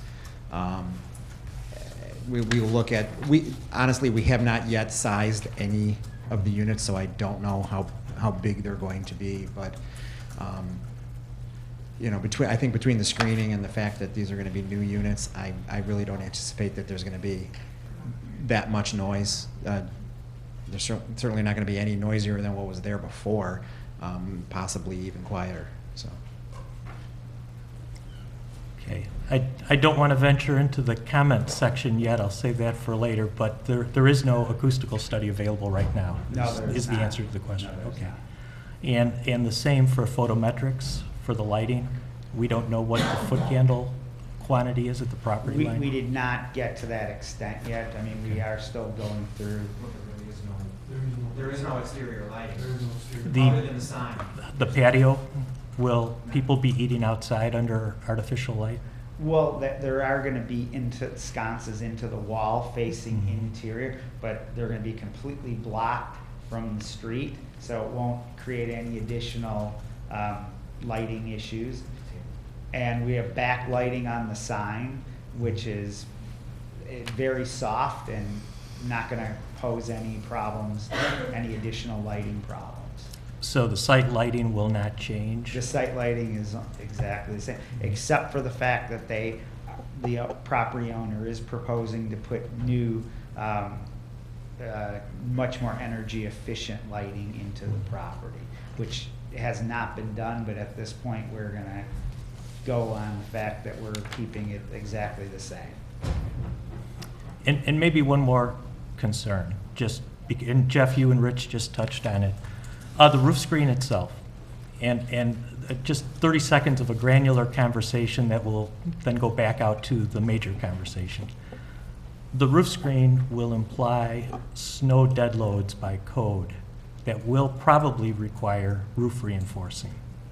I've been involved in projects that, due to the code implied load of a snow drift up against that screen, there may be some structural surgery have to be done on the building. The screen itself, I think, is an important architectural component. Has there been any analysis yet if the roof can take the snowdrift load up against that screen? Well, first of all, part of the east part of that, where the HVAC unit is blocked by the other part of the two-story building. Right. So there is really no additional screening required.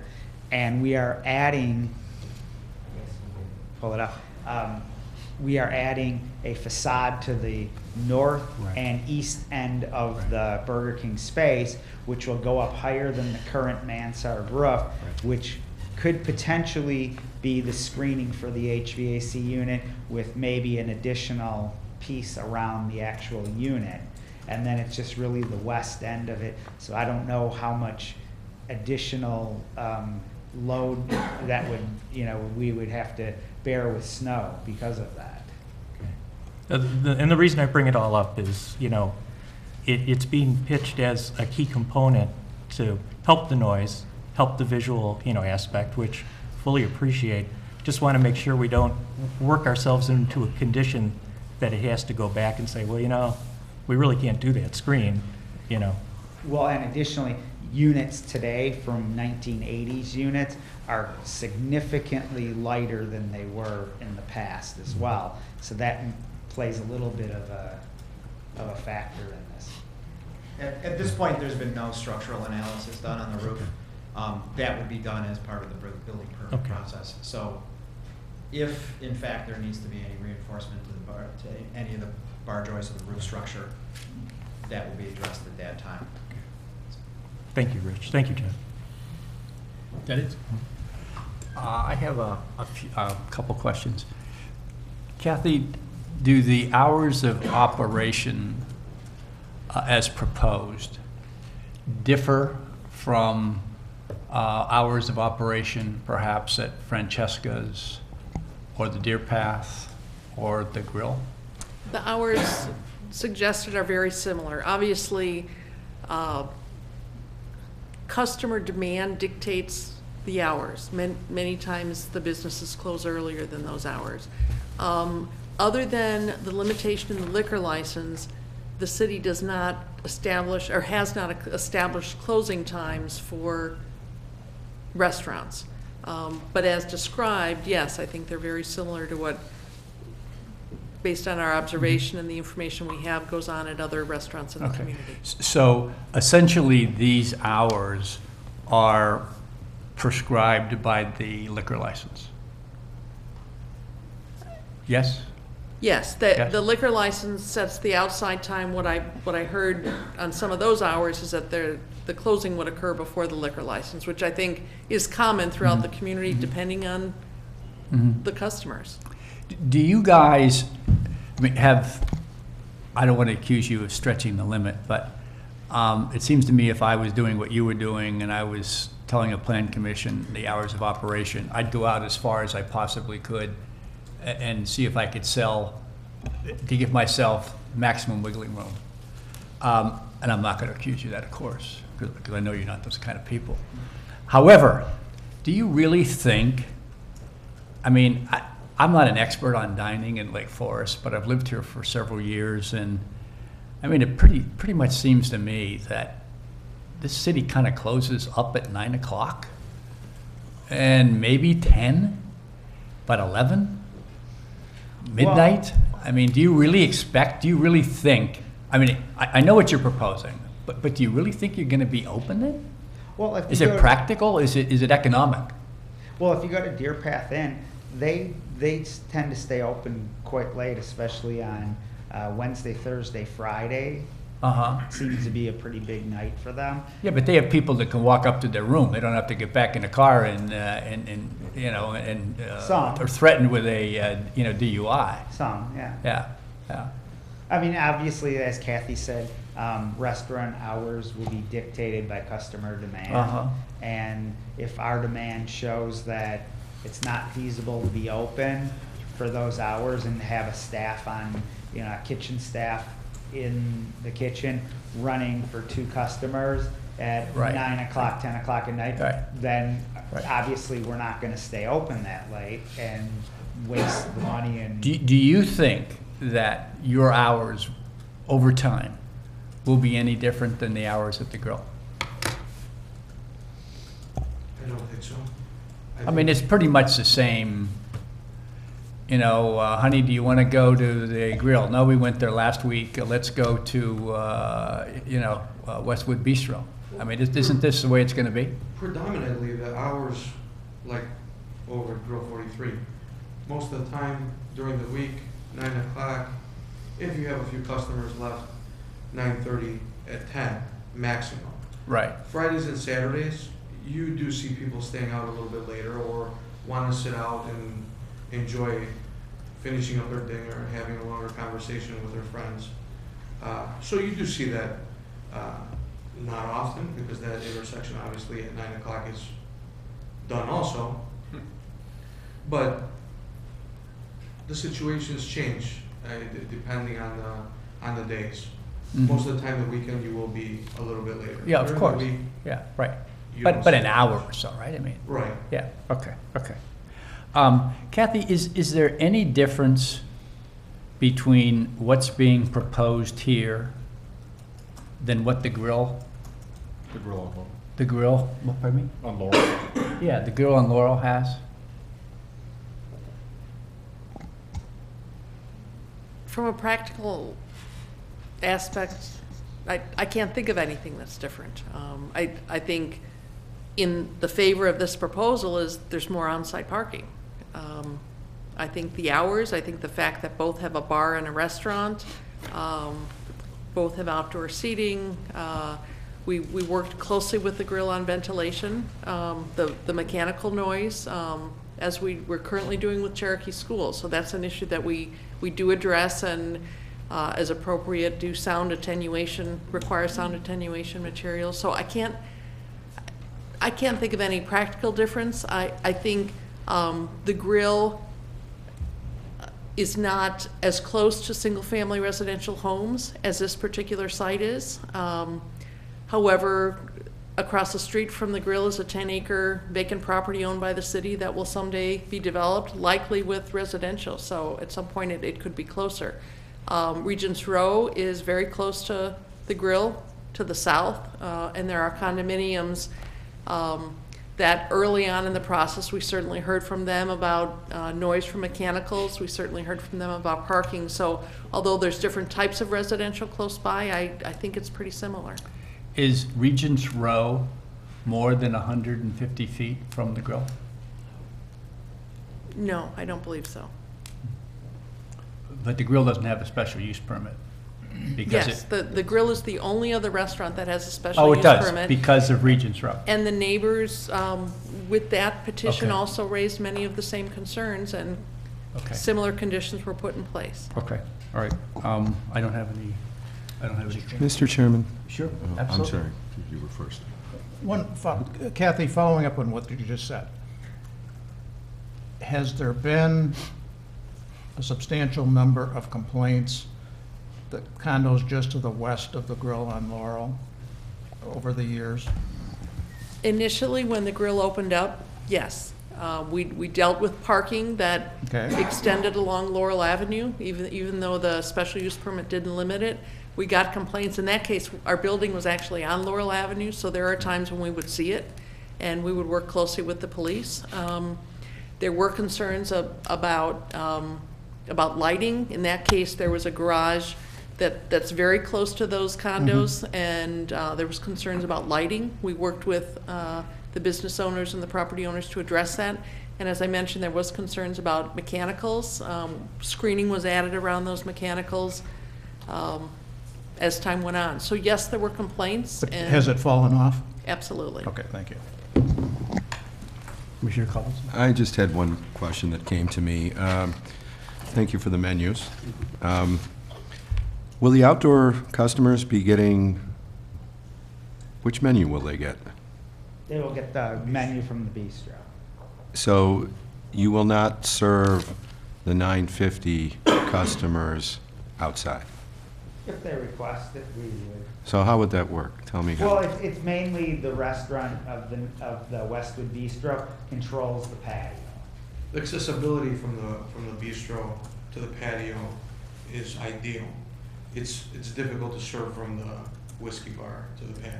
Exactly my point. So that's mainly a Westwood Bistro menu that will be served. So if somebody sits down outside and says, I want to see the 950 whiskey bar menu, we would probably not do it, but at the same time, if they wanted one specific item, maybe a sushi roll or something, we might be able to accommodate them depending on how busy things would be at the time. There might be certain things that will be It on both duplicates menus. too as well, yeah. right, okay, thank you. Right. Okay, let's move on to public testimony, not to exceed 5 minutes per speaker. So if you'd like to proceed one at a time to the podium, state your name and address, and if you could keep your comments certainly to under 5 minutes, it would be very much appreciated. Good evening. I'm John Julian. I will certainly try and keep it to 5 minutes. I hope I get some leeway here. But first of all, I want to say that this is not a hearing. I want to be crystal clear. This is not a hearing about whether we want a restaurant or not. Frankly, there's no question these guys run a great restaurant. I have no doubt I've been to Grill 43. A lot of people are looking forward to a great restaurant. That's not the point. The point we're talking about are impacts. We are talking about impacts on the community, impacts on the neighborhood. You as the Plan Commission determining a check and balance what the neighborhood, what suits the neighborhood, what suits the city. With due respect, what Kathy was saying about how this is just like any other neighborhood, it's just like any other, she cited Egg Harbor, she cited Chiefs. Well, with due respect, there are no single-family homes right there. The closest single-family homes are backed up. The business end of this restaurant faces out onto the street, faces onto single-family homes, unlike those other restaurants. Like it or not, this is a unique location. It's a unique neighborhood. Regarding impacts on the neighborhood, I would think as city planners, the idea when you have commercial use, you're looking to, as a commercial uses approach residential zoning, you're looking to reduce impacts on residential zoning as opposed to expand impacts on residential zoning. We have a petitioner who is looking to get liquor licensed, looking to establish a bar, looking to establish outdoor seating, looking to establish hours of operation, which again, with due respect to Kathy, they are not quite the same as the hours of operation that you may check certain restaurants. I can tell you for a fact, just going online and knowing what they are, Francesca's hours are much smaller than theirs. Their own hours are actually longer being proposed than the ones they have even on their own restaurant that they currently operate at Grill 43. So the impacts seem to be going the wrong way in this neighborhood. We're not saying we don't want a restaurant. We're saying consider the impacts. I know that you've received, I was here at the last Plan Commission meeting. I know several citizens spoke up about concerns about the impacts they had. I know that you have received several emails from many of my neighbors regarding concerns about the impacts they have on this. I know you have in your hands 2 petitions which represent 20 to 30 households in the area, indicating their strong opposition to 2 specific aspects to this development. One being the outdoor seating and one being the bar, not to the restaurant, those specific aspects. I know also at the last Plan Commission meeting, as you already alluded to, you asked the petitioners to get a sound study. Now, you indicated it would have been for the roofing unit. My recollection was it also was implying that they would consider how is the impact of the outdoor seating on the neighbors. They did not get that. You also asked them saying, oh, you know, it does seem like there's a lot of concerns in the neighborhood. I strongly suggest, and I thought it was a great suggestion, you talk to the neighbors. Find out what the neighbors have to say. To my knowledge, that's never happened. That was a month and a half ago. It appears to me that they're not only ignoring what the concerns of the neighbors are, they're actually ignoring you too. Despite all of this, the city, I know Kathy wants to fill the space. Now, no disrespect meant. She does a great job. I've worked with Kathy in the past. But the reality is, she has put forth a proposal, she and city staff have proposed that you go ahead with this, go ahead, because this is something that the city needs. We want to get tax dollars. That's fine, you can do that. But there are considerations to be weighed here. The proposal that Kathy has put forward has a list of conditions. With all due respect to those conditions, and they're appreciated, if you looked at those conditions, there is nothing in that list that you wouldn't already expect a good neighbor to do. There's hardly anything onerous in there. There's nothing having to do with noise. The only condition that has anything to do with the concerns raised by the neighbors is that the outdoor seating closes at 10 o'clock. But as Kathy indicated, everyone gets that. It's not like there's anything special going on here. I'm also a little concerned that, you know, to be brutally candid, if the City Plan Commission goes forward with the recommendation that's given by city staff right now, with no material change, no consideration of what the neighbors have asked, it's certainly going to give the perception of a rubber stamp. And I know you're not that. I know that's not what the Plan Commission does. I have, like many of the neighbors, I'm strongly against the outdoor seating. I'm strongly against the bar.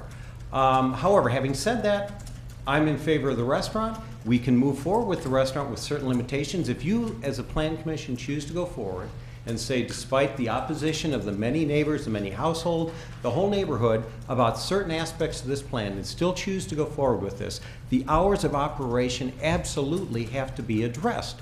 Kathy implied, at least my hearing of it earlier, was she was saying, well, we don't really deal with hours of operation. Well, the very notice I received from the city about this meeting says, Plan Commission will consider various aspects of the proposed uses, including hours of operation. So this is something you do consider, and it is something you can put into your list. I would just say finally that I would ask you, if you're going to move forward, consider the hours of operation of Francesca's, 9 o'clock, and it's a successful, popular restaurant, Sunday through Thursday, 9 o'clock, Fridays and Saturdays, 10 o'clock. Those are reasonable hours. People can live with that.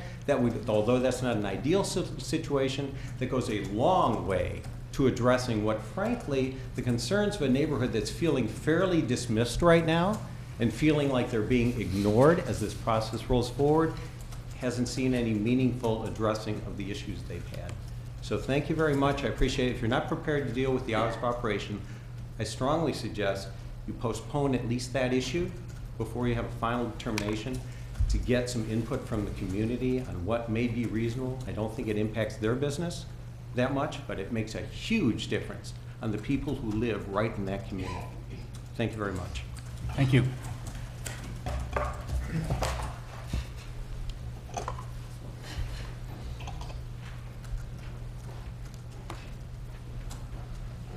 My name's Marlis Turek. I'm at 196 Atteridge. My house is within feet of this proposal. As I reminded the board last time we were here, a special use permit must not be injurious to the use and enjoyment of other property in the immediate vicinity, nor substantially diminish and impair property values within the neighborhood. That is the law. The noise and commotion from an outdoor drinking patio will destroy the quiet use and enjoyment of my home and those of my near neighbors. As such, it will substantially diminish and impair the value of our properties. Who among you would want to welcome an outdoor drinking patio within feet of your own residences? These people have yet to do a sound study. You recommended it, they should have done it, they haven't done it. I personally tried to get information from a sound and acoustic engineer, Mr. Nathan Sevener of Soundscape Engineering in Chicago. He explained a lot to me. First of all, he said that if you can see it, you can hear it. If you can see it, you can hear it. So the only thing that will protect you, because planting won't, planting doesn't buffer anything, would be a solid brick wall, similar to what's around the Laurel Grill. The entire west side of the outdoor patio of the Laurel Grill and the entire south side of the patio of the Laurel Grill are surrounded by 1.5-story brick walls. Of course no one hears what's going on over there. And we have no one building on that big empty lot, and if they do, they're probably going to put some nice greenery in that front area. Again, there probably won't be houses there. In order to protect my house, to allow me to go out into my yard, to allow me to sit on my front porch, you would have to build something in the range of a 1.5-story brick wall. Because the property where they're going to put the patio is on a rise.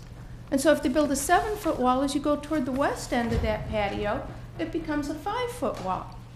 And I'll be able to see and therefore hear anything going on out there. And I will never again be able to open the windows on my second floor. They would have to build a 25-foot wall to protect me. And they can't do it. And something really surprised me here. It was about the possibility of outdoor seating at the whiskey bar or opening these big doors. There's going to be all kinds of boisterousness flowing out into the community because of that. Because as Mr. Sevener told me, alcohol adds to the volume. There's no way to stop it. People drinking start talking louder, and the volume just explodes. And if there is any music inside that whiskey bar, the staff controls the volume. The volume of the patrons get louder, you turn up the volume on the music, then the patrons get a little louder, turn up the volume again, and now we have a great big boisterous party spilling out onto the street. Now, other people might think that I live in a very noisy area. I do not. I invite any one of you to visit my quiet home. The only time there's any noise is for 20 or 30 minutes in the morning when the kids are going to the high school, and maybe a similar time in the afternoon when everybody else is going home. Other than that, peaceful, quiet. Sometimes I think I'm the only one in Lake Forest. I did hear noise before. The Burger King had deliveries, a major semi would pull in 2 or 3 times a week. Done. No more. The garbage got picked up every day or so. That was it. There weren't 3 or 4 deliveries every day. I could hear their HVAC go on every morning. 5:30 every morning, even though it's a small system, as you pointed out, to serve much less volume of patron, whoom, every morning. The whole thing goes on. And I would hear it, the hum of it most of the day. So I think at a minimum, these people should be required to do a sound study. Remember, if you can hear it, you can see it. And it's not only me. It's the Julians, it's the Mescards, it's everybody in the surrounding area. It's the people at Regents Row. It's the passers-by. And I think they should get an expert in to prove to you that it wouldn't impact my house. I think they should get some kind of statistical or actuarial studies about the value of my residence going down. This is my life's work. This is my retirement. This is everything I've worked and saved for 66 years. Down the drain because of what you may do. And we aren't the central business district. We're a very unique community. We are on the National Register of Historic Places now. We're a quiet, family-oriented, kid-filled area. Homes in our community have 3 and 4 children each. They play on the sidewalks. They play in the street. We have a block party. And you're about to take all of that away from us, and there's no way they can prevent the parking. No way, unless police require some kind of stickers on the cars. They would have to follow people down the street. They would have to question them. The Burger King, a Fast food restaurant of any sort has quick turnover parking. Nobody parks on the street. Maybe there'd be a truck or two once in a while, landscaper, but it's constant turnover parking. People are there for 5 minutes, they pick up their burger and they leave. Also, the parking isn't sufficient any now. The Donati's uses up almost that entire outdoor parking lot during the hours of operation. So those spaces are not available at all. You've already exceeded the 5, a couple, maybe another minute, perhaps? Okay. Okay, thanks. I would go over that list of proposals. They are mere promises. It's flawed, it's weak. Nobody's called me to ask me anything. These people haven't asked me any questions. Kathy hasn't asked me for my input. No one has called. I'm sitting over there waiting, and I continue to wait. Thank you very much. I Thank you. hope you'll at least deny that outdoor patio in the bar. Thank you.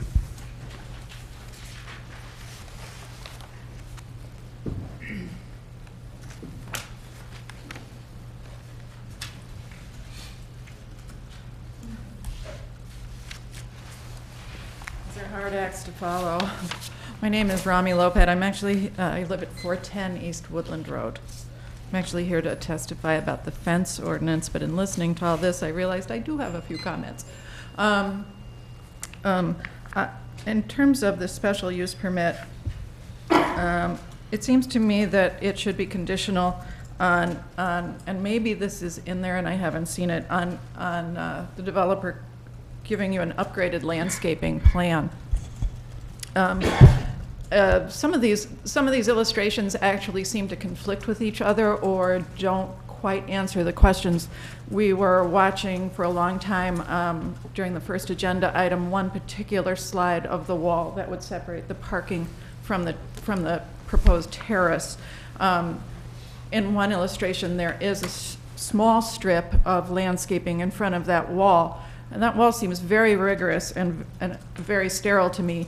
It has some openings in one illustration, and another of those openings are closed with some low perennials, but not enough to hide that wall. I would certainly say that the whole thing needs a higher quality treatment. That wall should be a stone wall, something that doesn't convey a drive-it stucco cinder block wall. The terrace materials on the should not be just unilock pavers. Let's go for a high-end treatment here. Urns outside in a garden, relying on urns for landscaping treatment does not make it. Just generally does not work out. They tend to become cigarette receptacles. Certainly there is no current landscape buffer between Western Avenue and the parking lot today. It's a very small strip. It has nothing growing in it. I often work at Ragdale, and I'm often told not to prune in between that parking lot and the street, and there's probably 25 or 30 feet there because I'm told the city insists on a high degree of screening between that parking lot and the street. So if the developer needs to even pull out parking lot number 12 to create landscaping all the way around that corner, I would ask you to take a hard look at that. Lastly, is there, two more things. Is there signage of any kind along Western Avenue? Staff will address that question. Is there any signage, Kathy? Kathy has a time frame following this where she will address that question. Okay. Very sure. And lastly, well, if there is, I think it should be delineated and shown to us. Lastly, someone brought up the having high school students, and I think in terms of calling this a whiskey bar really sends the wrong message to our community and certainly to the students that drive past here all the time. I'm sure you can be more creative. There's got to be another name that conveys an establishment on par with the status of Lake Forest as a very high-end community. Thank you very much. Thank you.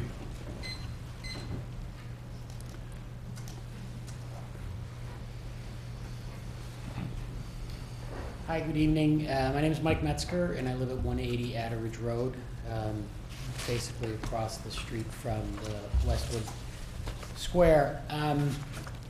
I have 3 issues, maybe 4, that I think I'd ask you to continue to consider before you approve the final special use permit. And it tends to get repetitive here, so I'll go as quick as I can. The exterior dining is somewhat of a problem for me. There is noise that came from Burger King. It's been nice that it's gone, but I like a vibrant community. I want to see this space used. I'm open to the use of a restaurant. With the Burger King, there was noise at night, but it was intermittent. It would go on for 4 or 5 minutes, and then it would be quiet, and the kids would get shooed off. With exterior dining, the noise level is going to be there till whenever they close, whether it's 9 o'clock, 10 o'clock, or 10:30. And we'll come back to when they close in a minute with enforcement. There has been dining outside at this space before. I walk through it every day, Monday through Friday, on my way to the train and on the way home. I'm fairly certain the only outdoor dining space has been within the, let's call it the internal courtyard of the space, not on the outside. So this is something new to consider. I'm concerned that if the outdoor dining does go forward, you need to make sure there's some space limiting the size.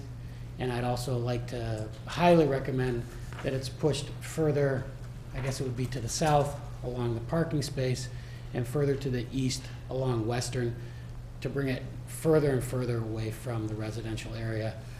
I know there's a lot of vegetation sitting there right now, but they're 15, 20-foot high pine trees that are growing within 2 feet of a retaining wall that the city arborist is going to say you can cut down anytime you want because it's endangering the foundation.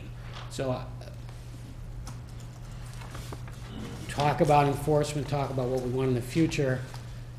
I don't think that vegetation is going to remain there, so I don't think that should be something that should limit you from saying we don't want to push it further away from the residential area. Hours of operation, I'd really like to see it limited as much as possible. Burger King, I think, might have one time been open till 11, but it's, in my memory, it's 10:30. I frequent the grill. Pretty much no one is eating there past 9:30 at night. There's a lot of people there after 9:30 at night, and we're sitting along a bar. And there's sometimes 5 people in there, sometimes 20 people in there. It's a bar, it's not a restaurant. So I don't really want another bar across the street from me. And I think there should be some limitation in terms of hours of operation. Midnight is far too late for a restaurant, in my opinion. You're talking about a bar then. Parking on the streets around the area, I think we're pretty set up. I'm not a proponent of putting in a special use parking permit in the area. I think that will cause a problem. We'll cover it more when I talk about enforcement really quickly. So I heard some real general comments and read a couple that made a lot of sense to me. As I read through the proposal, and I quote one of them, an argument can be made that there will be increased leverage to achieve compatibility with the neighborhood by approving the special use permit. And I think that's great. So I'd like to see that we use that leverage and we enforce that leverage. Enforcement, you mentioned it earlier, as part of the execution. Perfect statement. 3 of these 13 points are self-policed. So I'm not sure where the enforcement part is or where the policing part is. So I think you focus on how we enforce what additional special uses are allowed, or I'm not using the right phraseology, but I hope you understand what I'm saying. That to the extent we put conditions, there's enforcement in place. Parking is one of those ideas that will have to be pretty highly watched if they run out of space. When the Burger King used to be there on Saturday morning, I could set my watch to 9 a.m. when the city truck pulled up, stopped, parked on the side of the street that said no parking on Atteridge Road, and the guys went and got their coffee and a Chris sandwich. Literally, I could set my watch. And it wasn't just them. Believe me, a lot of people parked there. But you could call the police department, and you did it maybe 2 or 3 times. And by the time the police got there, if you ever saw them show up, because you weren't sitting and looking out your window the whole time, the car was already gone. So enforcement's a difficult thing, and it needs to have a pretty rigorous monitoring plan that that's going on. One other point that I heard is that all the other restaurants are bordered by a residential neighborhood. And that this restaurant and the grill are one of the two places that need to come forward for the special use permit. Well, my guess is that because this restaurant or this space and the grill were in a much closer proximity to have a certain district defined around them. And that's how we deal with not having 4 or 5 different commercial business districts, but one with a regulation that says within X feet of residential, you have some additional points to cover. So I don't think we should be making the we should be highlighting the fact that this is an exception for 2 restaurants out of the 8 or 9 that are in this downtown area already. There's a reason for that exception. So I don't think you should feel you're being onerous by going through this process. I think it's part of the conditions that have been set in the ordinances, in the legislation that covers the city's operations. I guess lastly, it's interesting. Is there anything else that I want to cover? I think that's it. I hope that you consider several of the points that were brought up myself, my other neighbors, and I hope that those are considered prior to going forward with the approval of the special permit. Thanks. Thank you.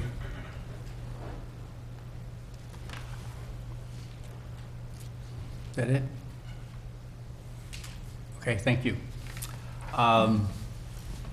Staff response to public testimony? Thank you, Chairman Reisenberg. To clarify, the Building Review Board is considering and is working on a refined landscape plan with more detailing, which includes looking at the materials, the height, the design of the patio wall. I think a comment that was made about exploring whether the patio could be shifted a bit further south and really looking at those large trees that are planned for preservation. That I think is something that we haven't thought of and is probably worthwhile. If there could be a shift of the patio, keeping the size of the patio the same but pushing it closer to that wall, to the ramp, that might offer some opportunity for further vegetation along the parking lot and further separation. So I think that is a good comment. There was a question about signage. The Building Review Board did see a concept for signage, and that is something that they will ultimately need to review the details of and will be subject to their approval. Several of the issues raised, both by you and by people who testified, could be, if you wanted to incorporate it into the conditions of approval. I think one item that was raised was the sliding opening windows on the whiskey bar. Those certainly could be restricted in the same manner to an earlier, they would need to close at an earlier time, maybe linking that time to what occurs on the patio. The question of an acoustical study, when detailed drawings are done for this, we will look closely at the rooftop mechanicals. There are limitations. There are state limitations placed on how much sound, how many decibels can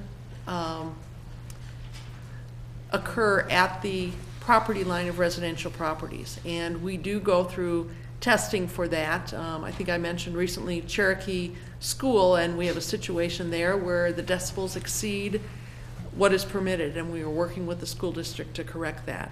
So that is a type of study. It's certainly, without knowing whether this project is going to move forward, to expect the petitioners to spend the money to design the space, to design the mechanicals. They're in a little bit of a catch-22 because they don't yet have approval to move forward and haven't done that work. Certainly the question of hours of operation has come up, and it is something you could certainly establish a condition that limits hours of operation. Again, the end time for the liquor license is under the council's purview, but you could establish hours of operation not only for the outdoor patio but also for the spaces.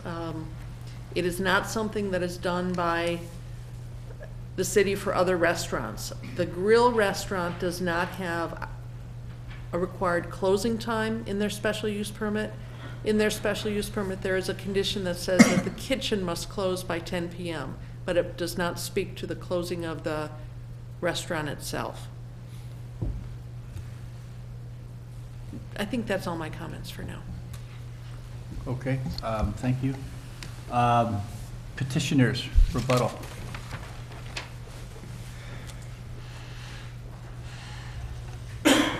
A couple points made were, number one, with relations to Chief's Pub in Egg Harbor.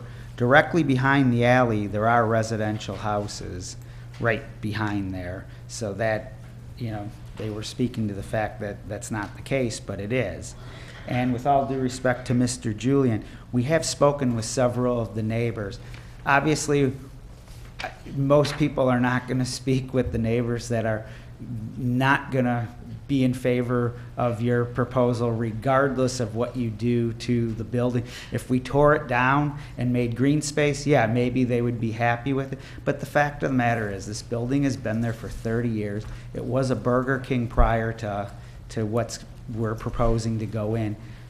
Ours can only be a substantial upgrade to the community, both in appearance and in operations. So we've done a lot in the short time, not only with the shopping center owner, but they have put hours of operation, hours of delivery for Donati's Pizza. They are fixing the fence. They are fixing landscaping issues.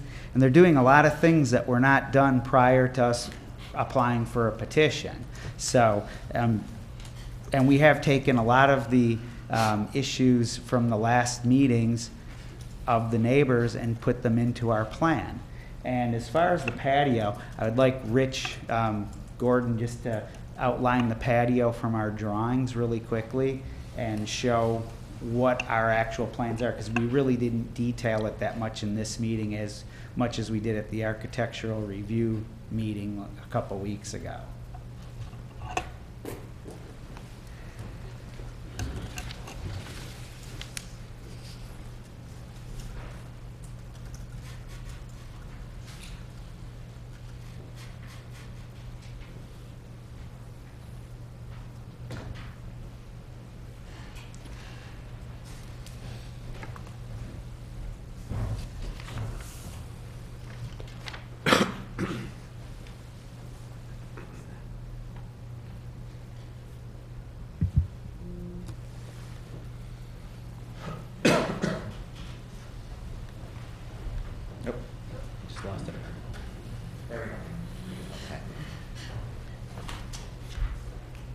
Okay.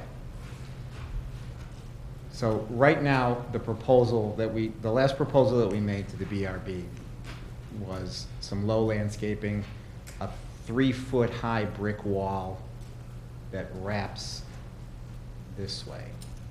So from this corner, wrapping around, and then curving and ending right here. It's 3-foot high brick wall with a wrought iron railing, another 1.5 feet on top of that. So the top of the wrought iron railing is at 4.5 feet. There was some question of whether that was tall enough. The reason that the way we came up with that height was we set the top of the brick wall about 6 inches above what would be tabletop height, and then the railing another 1.5 feet on top of that, so that the people sitting in the patio would not feel like they're inside an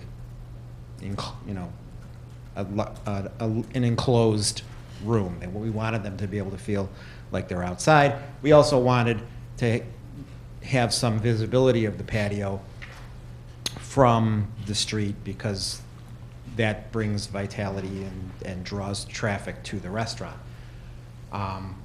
There was some concern about that height, and we are planning on working with the BRB on the design of that wall. So we do have openings in that wall as well, because we did not from an architectural design standpoint, we felt that the wall being a solid, tall brick wall was going to be, you know, we didn't want it to look like a massive prison wall. We wanted to break up the mass of that wall by introducing openings into it.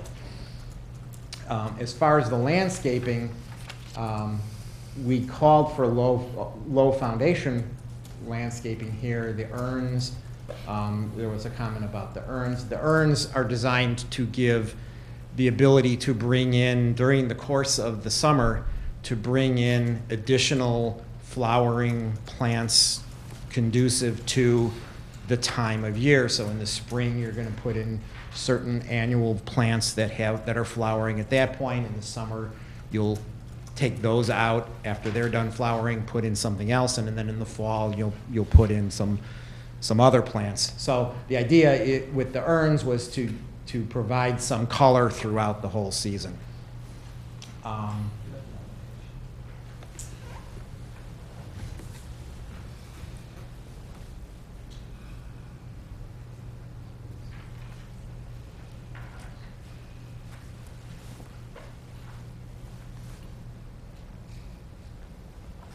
So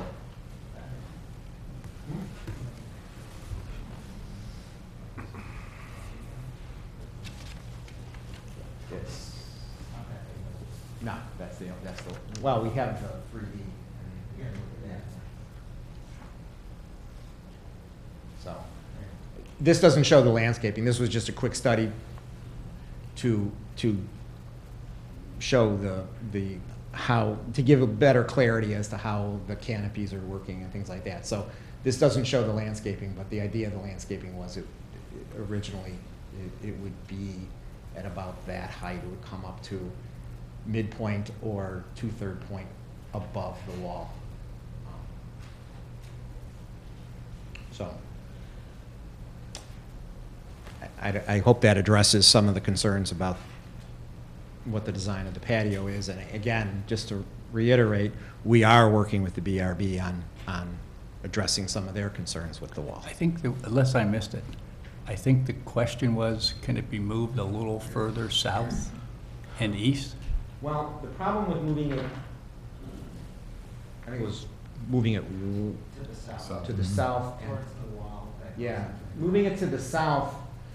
I mean, our goal was to try and preserve. There are some rather large trees, evergreen trees here. As you can see, this is the trunk right here. So we have to stay a certain distance away from the trunk of the tree, even though we're going with a porous, a pervious brick paver system. You can't get too close to the trunk of the tree. As it is, we're only a couple feet off the trunk, so the most we would be able to move that to the south would be another foot or so without having to take those trees out or risk losing those trees. So as it is, in order to get the patio as close to the south as we did, we're going to have to trim up those trees. Right now, those trees, the branches are pretty much almost down to the ground. We're going to be trimming them up so that you can walk and sit underneath them. Okay. Anything else, Stone? Final questions from commission to petitioner or staff? We'll start with Commissioner Ziccarelli. Thank you, Jack.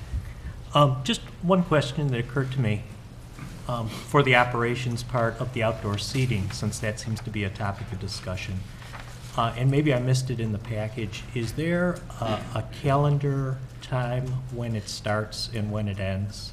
Or is it supposed to be 12 months as weather permits? And the second half of that is, will there be outdoor heating equipment? Well, as of right now, we do not have any plans for outdoor heating equipment. Temporary propane heaters? We don't have plans for it. Our plan right now is May through September, weather permitting, obviously, would be our ideal times. But, with the weather changing here, maybe it would be December. No, we definitely plan to have it May through September. May through September. as it gets colder, we would probably close the patio. As in his current location, he does the same thing. Thank you. That's it from me. Good. Commissioner Cushman? Is there any, it seems to me that if not formally requested, it was at least recommended that you guys perform some sort of sound and light study coming out of the last discussion. Is there any reason why that wasn't done, or can Well, it be? because we don't have approval yet, number one, we don't have building plans, so it's hard to go and do studies on equipment for HVAC when you don't even know the exact sizing of the equipment that you're gonna need until we actually start doing building plans and working drawings. We haven't done any engineering of the space at all to this point, because it would be kind of, there's no reason to do it yet until you have approval.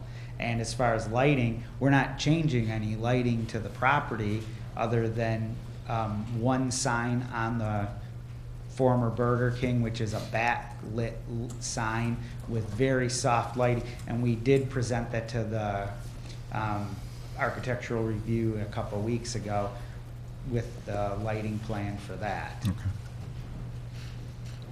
I don't have any other questions, Mr. Chairman. Commissioner Anderson? I don't have any questions at this time. Just following up on that last question,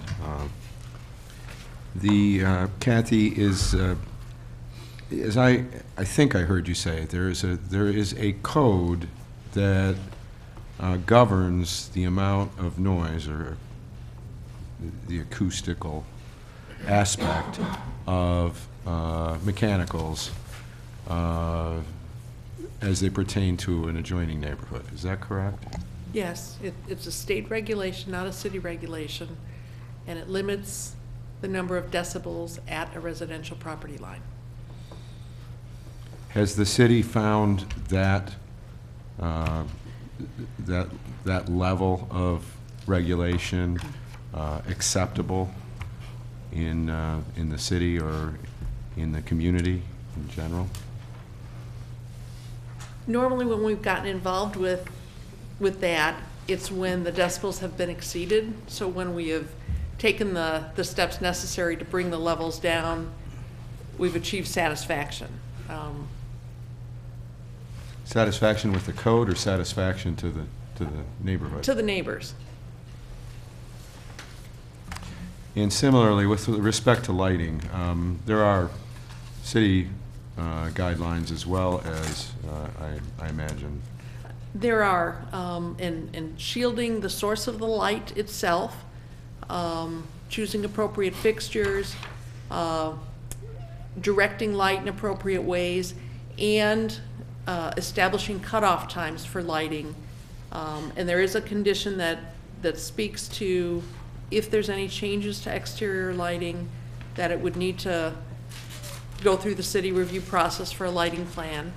And that also, there are also conditions that speak to modifying, looking at some of the lighting that was recently modified adjacent to the west alley, and actually restoring some earlier fixtures that shielded that light to a greater extent. All right, so there are elements of the plan as well as city regulation that would govern any kind of potential for excessive lighting or broadcast of Yes, in lighting. order to add any exterior lighting, and the lighting, the backlighting on the sign was discussed, but that is, it just creates a halo around the letters. But yes, no exterior lighting is proposed as currently presented, and if anything is proposed, it would need to come to the city for both review of the overall lighting plan and permitting. And if appropriate, if it was just a single light and it was necessary for security purposes, we would review it based on the standards I just recited. If it was an overall upgrade to the lighting or a modification to the lighting on the site, that would go before the Building Review Board. And finally, Commissioner Ziccarelli brought this to my attention. Any potential for outdoor propane heating, would that require some kind of city approval? No, I know that other outdoor seating areas do bring in those mobile heating units. It isn't something that's addressed by code. It is Would something it you be can within address our, in the conditions if you would want. it be within our purview to place restrictions on that if we so chose? Yes, and think about the way you want to do that, whether it's limiting the months during which outdoor seating could take place. We certainly could have a cold evening in June, so Understood. Thank you. That's all. Kathy? This question goes to the heart of continuing to move the process along, but yet nailing down better some of the things we heard in the public testimony about noise impacts from the whiskey bar, from the HVAC rooftop equipment, the outdoor dining and bistro, and then secondly, the hours of operation. As a newcomer somewhat to the commission, is it a past practice to give preliminary approval and have the matter brought back to our next meeting, making sure that these are nailed down to the greatest extent possible between petitioners and the neighborhood? you can certainly, the Plan Commission could certainly indicate general support of the project, continue the item, and request more information. There's no way you can take official action to grant preliminary approval. There are certainly some additional conditions you could put in place, and I have some suggestions if you'd like those based on your conversation. But your action really is to either approve it, deny it, or continue it. If you approve it, you can do so with conditions. You could also identify particular areas you want the city council to review, but there's really no way for you to take kind of an interim action and a vote. Thank you. Because this is a recommendation to city council, right? So they're still, it's still subject to their review with those conditions attached. Correct. Kathy, what's the job of the BRB? And what's the job here of the Plan Commission? The role of the BRB is really to look at the design aspects, to look at the fascia modification, the modification proposed to the mansard roof, look at the materials proposed, the texture, the color, to look at the canopy that's proposed, to look at the lighting, landscaping, the wall of the patio, and the signage. And they are really looking at the design aspect. How is it configured? What is the material? How is it detailed? And your role is to look at the use, to acknowledge that restaurants are permitted in the B2 district because these restaurants are proposed within 150 feet of a residential zoning district, to look at, as noted by the neighbors, the impacts, and to look at whether there is a set of conditions that can appropriately deal with those potential impacts on the adjacent neighborhood. Landscaping? The details of the landscaping, whether it's high or low or red or white, that really is, the Building Review Board reviews and approves a landscape plan. Certainly the Plan Commission could say, landscape is really needed in this area and it should be high or it should be low, but the actual approval of the landscape plan is under the jurisdiction of the Building Review Board. Sound and noise studies? Certainly conditions could be put in place, again with the noise of the mechanicals, to ask for an acoustical study on a project that has not yet gone through the process of determining the mechanical demands of the space, detailing the floor plans. That you really can't do an acoustical plan until you do all that work. Certainly you could put in a condition of approval that requires that an acoustical study be done before a building permit is issued to assure that the sound does not exceed the standards at the property line, and that as necessary to meet that standard, additional noise attenuation materials be added or the mechanicals be modified or selected to meet those noise standards. So your condition could require that that occur before a permit is issued.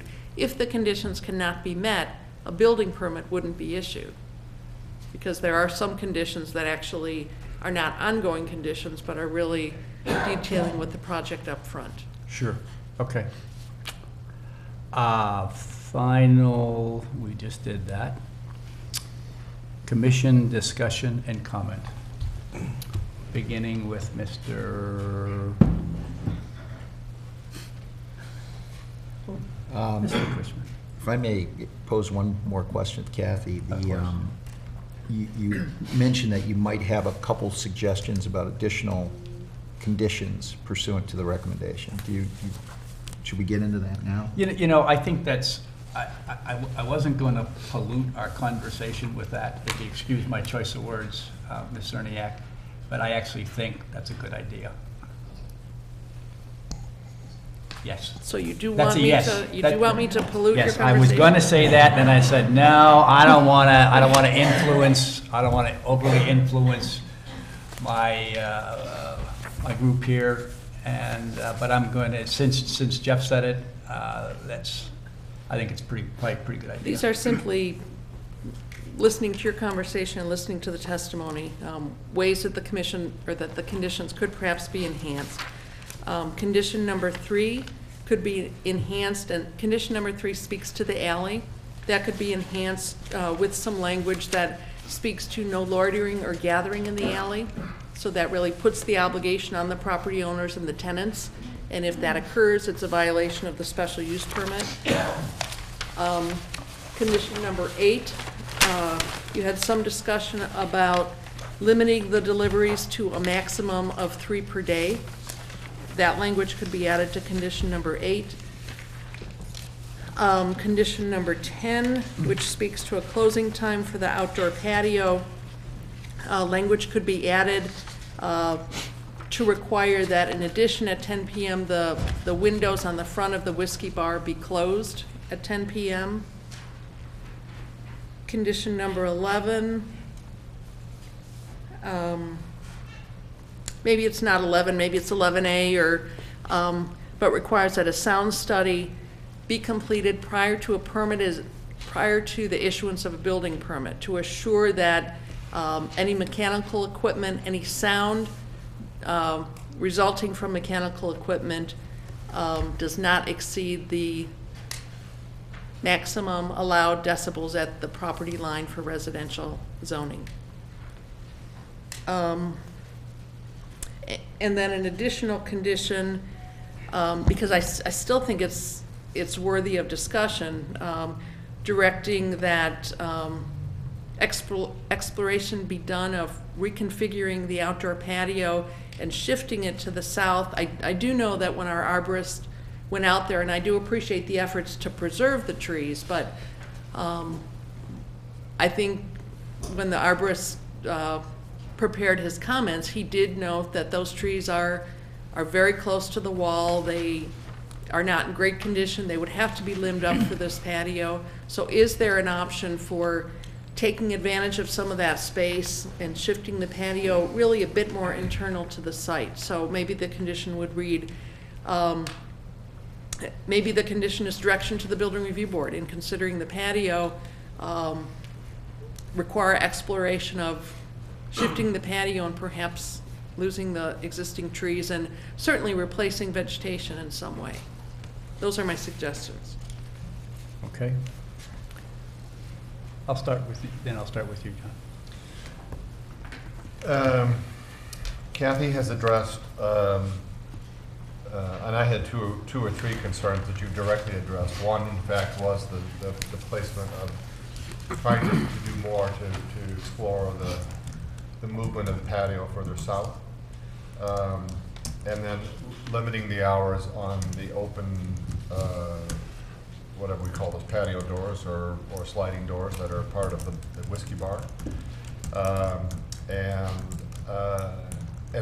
then also this following up on the acoustical study and then having it meet or be lower than whatever the standards are for the neighbors, as we have rules for. Those were my three issues that I think if we can include those as part of this, then I would support this. Okay. Commissioner Culbertson. Thank you, Mr. Chairman. First off, I think I mentioned at our last meeting, it's my belief the first thing the commission has to determine is whether or not the criteria for a special use permit as outlined in the city code have been met here. And in the staff report, we had the 7 criterion presented to us, and it's in my estimation that by and large, the conditions for a special use permit have been satisfied in this petition. However, there are obvious concerns that remain with respect to the community and the neighborhood adjoining this property. First off, I think we've isolated them to a fair extent. The noise is clearly an issue, but it does occur to me that this property is zoned B2. It has had a commercial designation for longer than probably any of the residents in the neighborhood have lived there. If a restaurant doesn't go in here, some other commercial use will probably go in here, and they will require mechanicals as well that will need to be updated and improved. I'm satisfied that if we make as a condition of approval that whatever mechanicals are installed are in compliance with state regulation pertaining to noise levels as they affect the adjoining neighborhood, as long as that condition is in there, I can see past that problem. The same is true with the lights and the photometrics. I take Commissioner Ziccarelli's position that acoustic and photometric studies were requested, but I also take the petitioner's position that, or understand the petitioner's position that they haven't gotten approval to do this. They haven't proceeded with the architectural evaluation to determine what units would and made this study. But whatever they do land on, they're going to have to be within code. And I'm satisfied that the code satisfactorily addresses those two issues. I have a little more trouble with the hours of operation, whether they're fine as presented or not. I think as a practical matter, it's been observed by others and by myself around town that a lot of restaurants do close earlier than 11 p.m. and midnight, or probably by choice. But if not, then there is this tendency, I think, for the location to turn into a saloon. And I'm not sure quite how to grapple with that. I'd love to discuss it with my other commission members. Perhaps even an alternative of reducing the hours of operation in the restaurant and keeping the whiskey bar open a little as proposed would start to wind the traffic down at the location in the course of any given evening. But I certainly, from where I sit, some modification of the hours is still on the table. The sliding doors, well, first of all, I am pleased that the outdoor seating on Western Avenue has been eliminated from the petition. The sliding doors, again, the issue is have them or not, or restrict them as to the hours at which they may be open. I would be amenable to closing them earlier or even eliminating them altogether. Outside dining or not, I certainly understand the petitioner's desire to have some outside dining. And again, I think the petitioner has been thoughtful, and staff has been thoughtful as well in proposing that we limit the hours or the lateness at which the outdoor dining can operate. And I think I would find that satisfactory. I will assume, for the time being at any rate, that the times of the year that the outdoor dining is available will be left to the discretion of the weather and to the petitioner. So I'm not prepared to propose any kind of restriction on that at this juncture. I think that covers the real essential aspects, at least as I see them, as to how to balance a B2 zone district and a petitioner who's faithfully trying to open and operate a business here, and trying to balance it with the concerns of the neighborhood that's adjacent to the property. And so that's where I stand. Commissioner Lay. Yeah, just to put this into context, we have 2 restaurants there now, or used to have 2 restaurants. We had the Burger King and the King Ma. We had 0 bars, while King Ma had a liquor license. To the best of my recollection, there was not a bar there. They basically brought it out from behind the counter and then served liquor and beer and wine at that point. So the 2 new bars, I think, for me, is an introduction of a completely different dynamic here on this property. I'm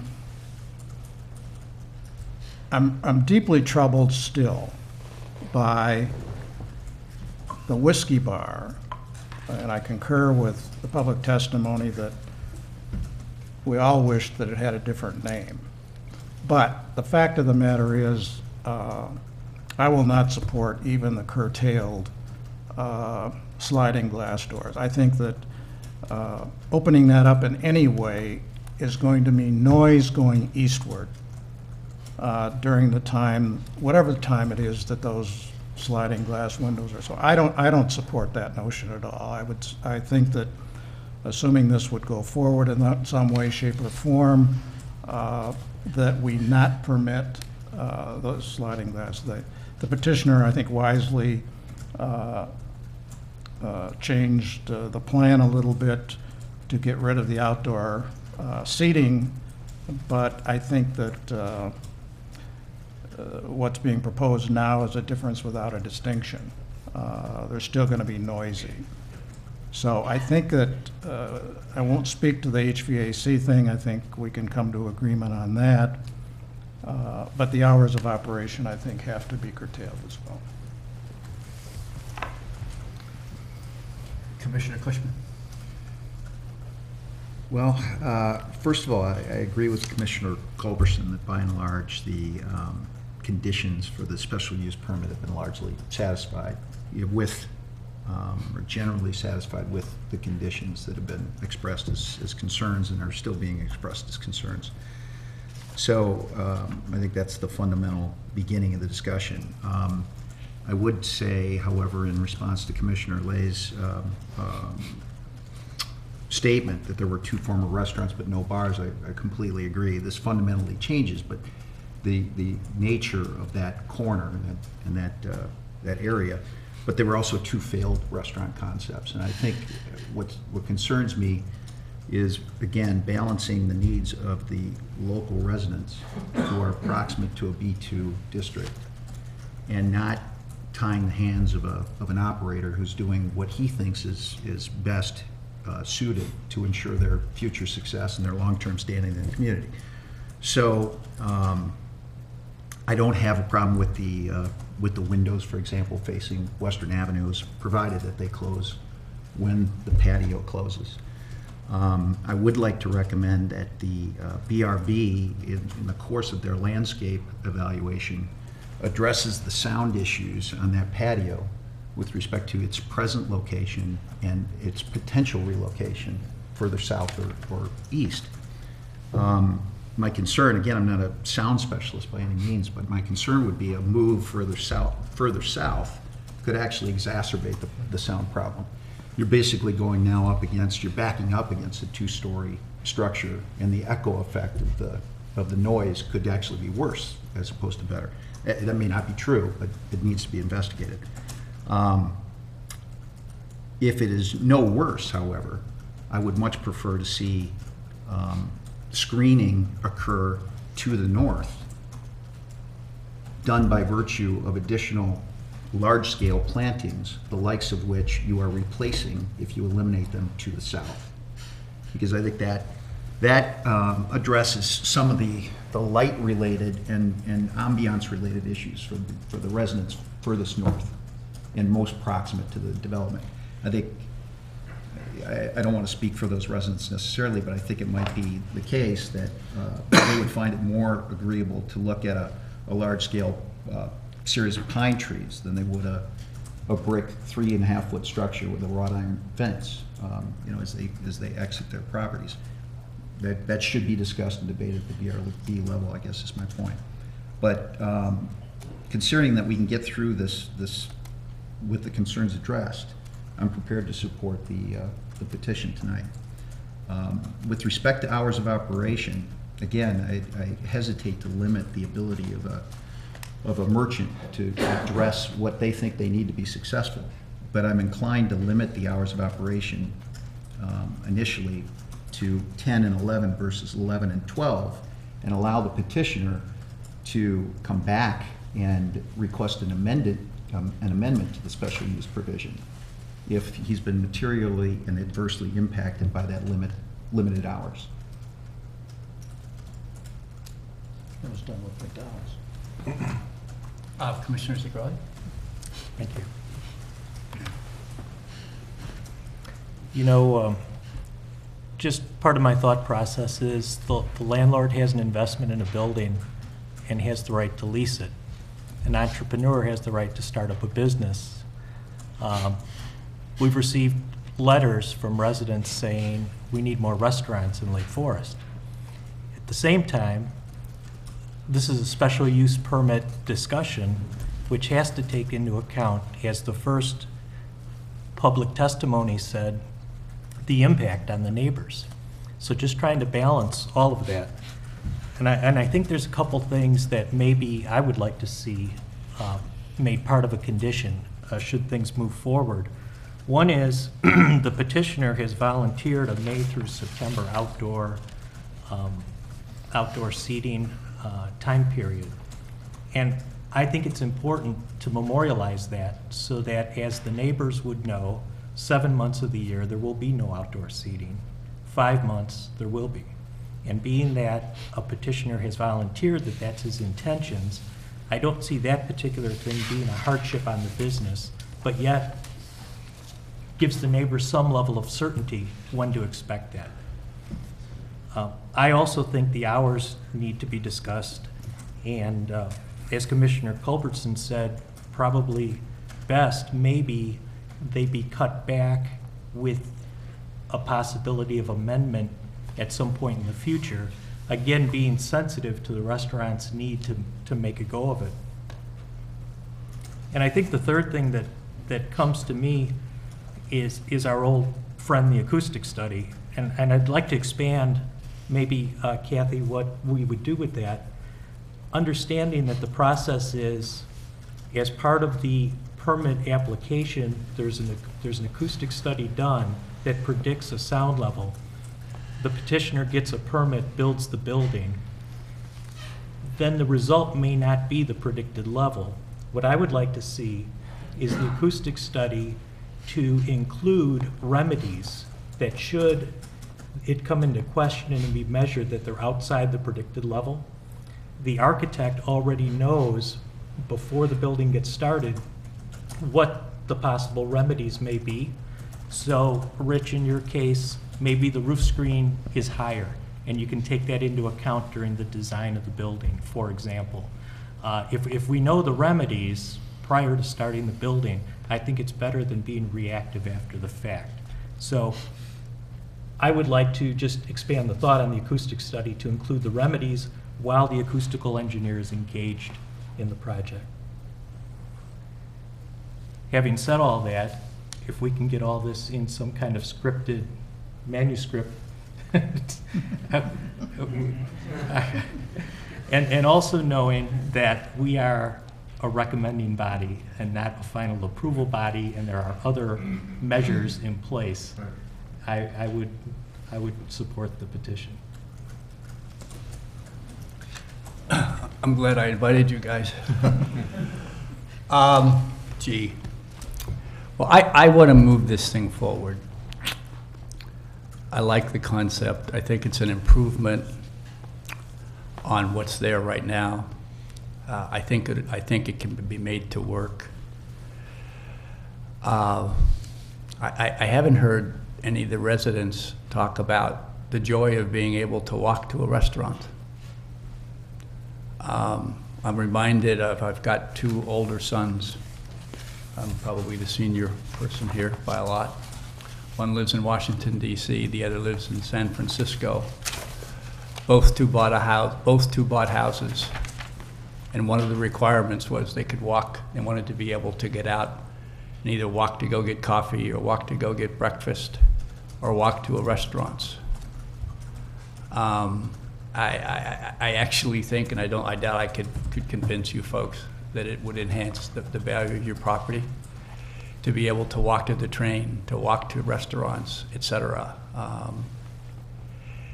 But I understand your concerns also.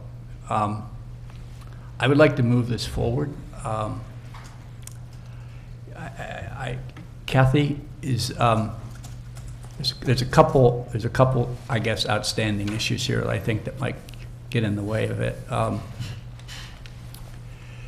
Can we recommend this to City Council to move forward with it, but have a continued dialogue on their part to see if there is any wiggling room or any resolution or any compromise on the hours of operation?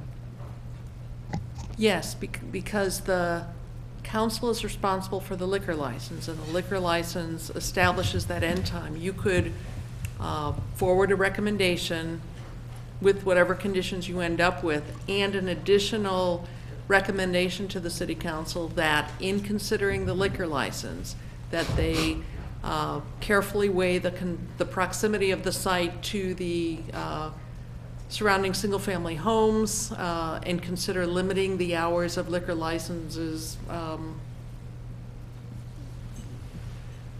to an earlier time period than the standard liquor license. I just think there ought to be ongoing. I'm not saying it has to be limited. I'm just saying that I haven't asked the petitioners if there's any wiggling room on this, and I'm not going to. I want to, but I don't ever ask a question when I don't know the answer. So I'm not going to ask the question. But I think there ought to be some additional dialogue to see if we can't get closer to where the residents would like us to be. Okay? In City Council, you're saying? Yes. Okay. Right. What did I say? No, I just want to clarify that. Yeah. Yeah. Right. But now I am going to ask you a question. I don't know the answer. Do you absolutely have to have the opening glass doors? And if you do, is 9 o'clock closing? Answer that. I should never ask the second question before I can answer the first question. It was silly of me, but go ahead. You absolutely have to have it? Originally, our plan was to put a patio space right onto Western Avenue. Right. That came out to where the existing foliage is, Mm-hmm. and we were going to have a small patio outside, maybe holding 4 tables on one side, 4 on the other Right. side. And we changed it because we feel that we can get a better look out of the space by removing that foliage and putting in more modern foliage in that space, and then putting in what's called a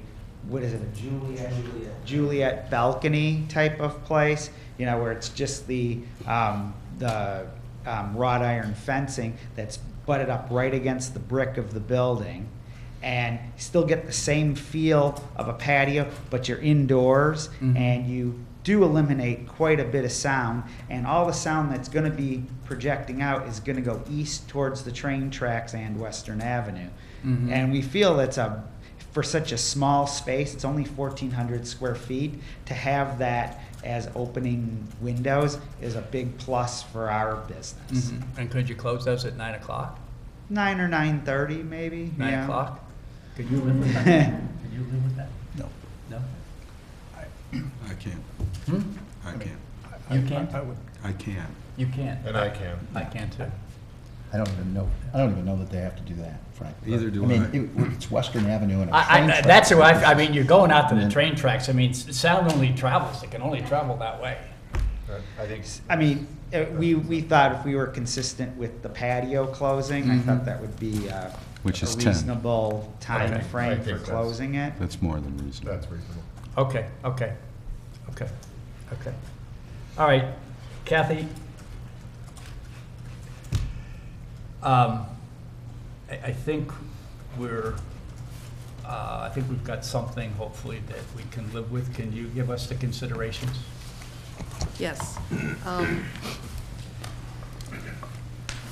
I'll go through these again. I think number 3, if you want to add the language regarding no loitering or gathering in the alley, that's a simple language addition. Number 8, if you want to add the language maximum of 3 deliveries a day, that again is simple language to add. Kathy, what are you referring to in number 8? I know, I'm looking at it. Number 8 says screening shall be installed to shield I'm sorry, I misread my note. The condition about deliveries would actually be a new condition. The condition would limit deliveries to no more than 3 times per day within the permitted delivery hours as posted on the building. So that would be a new condition. I'm not clear where you want to go with respect to the sliding glass doors, but condition 10 could be, if the sliding glass doors remain, condition 10 could be modified to reference a close time for those windows, whether it's 10 p.m. consistent with the patio or something else will be up to you as you discuss. Here's some suggested language for the sound study, incorporating Commissioner Zuccarelli's latest recommendation.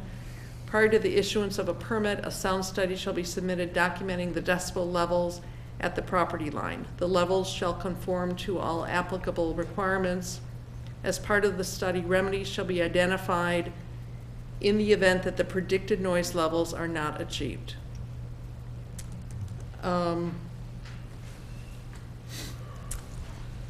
With respect to configuration of the patio, direct the Building Review Board to explore configuration of the patio that would shift it to the south, taking into consideration whether the noise levels are exacerbated or minimized by doing so. Picking up on Commissioner Kutchman's comment about whether the brick wall actually Yeah, we don't want them to do it if it makes it worse. Right. So explore, direct the BRB to explore that with those caveats. The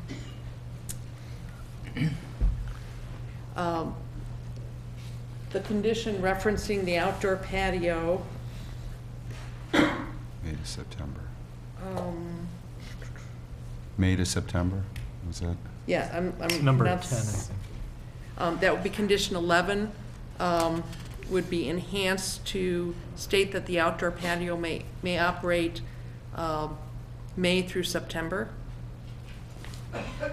And then That was all I believe you discussed on the conditions, and then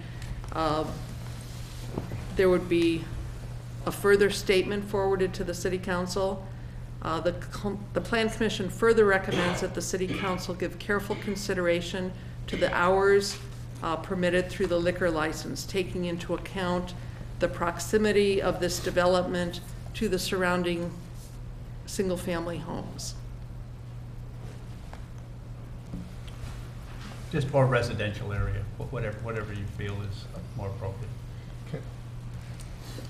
What did we miss, John? No, I don't think we're missing something, but I guess I just want to ask the question. I just want to ask the question whether or not we really need the time limit on May through September. I mean, isn't there a practical reality here? This isn't, you know. I don't know if you've ever been in ski country, but they can put those lamps out there and people will So you're saying that sit there that and might prompt them to have a winter activity outdoor, or, you know, okay. Well, I guess that's, I think there's just a practical reality in all that, especially in Lake Forest. But I'm not gonna make a big deal about it. Yeah. Jeff, what did we miss? Anything? No. Are we, Go ahead. I just want to make sure we're not kicking the can down the road on the hours of operation. You know, the city council is going to have the opportunity to review our recommendation and agree with it or not. And I'm certain that whether we give them encouragement to consider this issue or not, they will. So I'm just wondering if, are we abdicating on the issue or, and leaving it as is, or do we want to make a recommendation as a commission? I want somebody to talk to them face to face. Oh, they will. Yeah, well, that's what I mean. That's what I mean. Are we kicking the can down the road? Yeah, a little bit. Yeah, of course we are. But you know, you can move. I mean, I think we're at the point here of diminishing returns in terms of, you know, I think this should be moved on. I would like to move this thing on to the city council. I think there is some question about the hours of operation. I don't think it can be resolved right here tonight, and I'm perfectly willing to give it back to city council or give it back with go ahead. Well, I just think it puts it in the right context too. I think our primary concern about the outdoor hours of operation have to do with the liquor. I mean, with the fact that there's a bar and there's also they're serving liquor, which is different than the current situation, or before with Burger King and so forth. So it puts it in the right context for those who are making a decision. And then to your point, there's a dialogue around that issue. Yeah. To me, it's not kicking it. It's maybe giving it to the right discussion. Yeah, I mean, it's to those who they can Exactly. liquor license, and yeah, I mean, they should be given that consideration. So we're saying that if it weren't for the liquor, these hours of operation would not be troublesome to us. Correct. Of course, Okay. of course. I'll accept that line of reasoning. Okay. Question for Kathy. Kathy, will the city council hold another public hearing on this matter? Or does this close out the public hearing? This closes out the public hearing. However, at all council meetings, there are opportunities for public to make comment. But the technical public hearing is held at this level. Thank you. Thank you. And I will add that the city council will get all of the correspondence that you have received. So in some cases, they'll get duplicate letters because you received letters from the same people at the last meeting and at this meeting. Okay. I'm willing to entertain a motion. Mr. Anderson. Well, I don't exactly know where to begin this, but I think with Kathy's conditions that she outlined and I think drafted, I'm prepared to move this forward to the city council with those conditions added. I'll say it that way, and then we reference back to the actual petition. Is there a second? Second. All in favor? Aye. Aye. Opposed? I vote aye, but I would like the record to show in the minutes that I oppose that sliding glass thing in the whiskey bar, please. So no. Okay? Gentlemen? Thank you.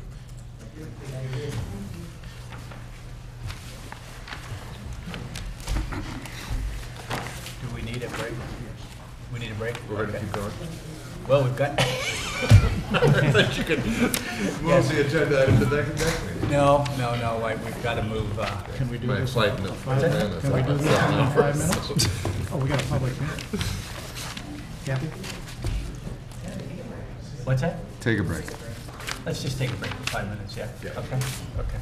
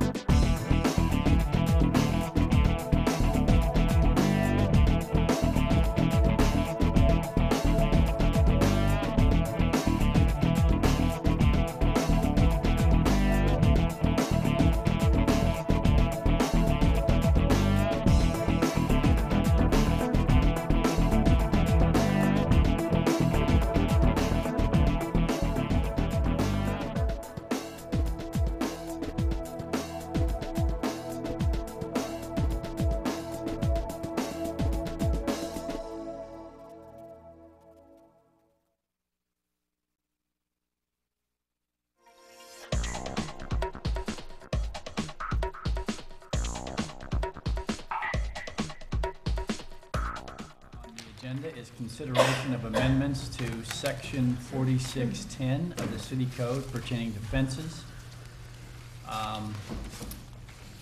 Are there any conflicts of interest or ex parte contacts by members of the commission?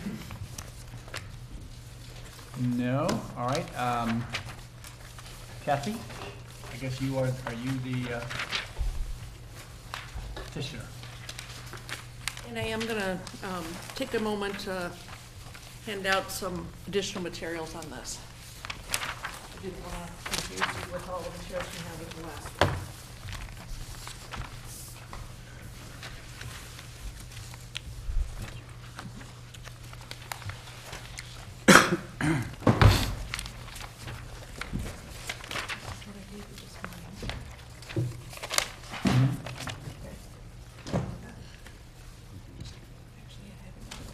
Thank you. Thank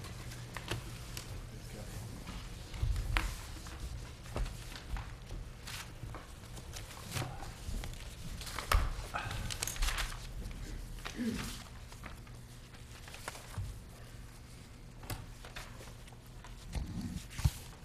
Thank you, Mr. Chairman, members of the commission. This last item before you tonight is a request for consideration of an amendment to the code language pertaining to fences. What I just passed out and what was available at the back of the room is the code language that's being proposed to you tonight. The difference between what you just received and what was in your packet is highlighted, and those changes were based on some comments we received from residents and based on a review of this with the city attorney yesterday. In addition, you have a letter that was received and is attached to that. I believe you have 2 letters. Is that correct? You have 2 letters attached? Okay. One just came right before the meeting, so I wanted to be sure it was included in your packet. This item comes to you at the direction of the City Council. The City Council has in recent months received numerous concerns from residents about the construction of fences and ravines. And importantly, what your purview is tonight is to consider broadly whether the code should be amended to restrict fences and ravines. You are not here tonight to address a particular property or a particular fence. So I just wanted to make that distinction. In the past, when property owners have expressed interest in installing new fences or large fences or site obscuring fences and ravines, city staff from various departments often has sat down with them or gone out to their property and really tried to discourage fence construction in areas where it would impact drainage, where it would affect slope stability, where it would impact significant trees or vegetation. In many cases, we're very successful in doing that, although there's never been anything specifically in our code that prohibits fences. Given some increased activity and interest in fences and ravines, the City Council forwarded this direction for the Plan Commission to consider code language that would prohibit or limit fences and ravines. The language before you prohibits fences, but it also recognizes, like with any provision in the code, that a property owner can come forward and request a variance, as they do often from zoning setbacks or from building scale requirements, and it sets out specific criteria that would need to be considered with respect to fences and ravines. The code language also provides for non-conforming fences that are in existence at the time of adoption of this code to be phased out over time, over an amortization period. Amortization periods are not unusual when new codes go into effect. They need to be reasonable. The city attorney suggested a 10-year period, but also given the nature of fences, the language also speaks to the fact that fence existing fences could be repaired, but if extensive repairs are needed, including repairs that would require excavation or new posts being erected, that would not be permitted under this code. And then finally, prior to the sale of a house, any non-conforming fence in a ravine would also need to be removed. Again, the important piece is that there is an opportunity for a variance. There is an opportunity for someone to make a case that they have a particular need for a fence, or that the fence is located in a manner that does not cause any of the problems that potentially could be caused, and that the fence is of a material, a height that is consistent with the natural character of a ravine. That concludes my comments, and I'd be happy to answer any questions. Okay. Before we do that, I forgot to ask if there's any individuals who are planning on giving public testimony. Could you please stand so I can swear you in? Oh, my. Do you solemnly declare and affirm that the testimony you are about to give is true and correct to the best of your knowledge? Yes, okay. Mr. Chairman, can I add one thing that I forgot? Sure. I also want to acknowledge that as we've begun this discussion of the fence provisions in the code, we did talk with the Historic Preservation Commission and with some of the members of the Building Review Board. We certainly heard from some residents. There are concerns about other aspects of the code language relating to fences. Setbacks, landscaping, height, fence material, fences that are in the historic district or out. That is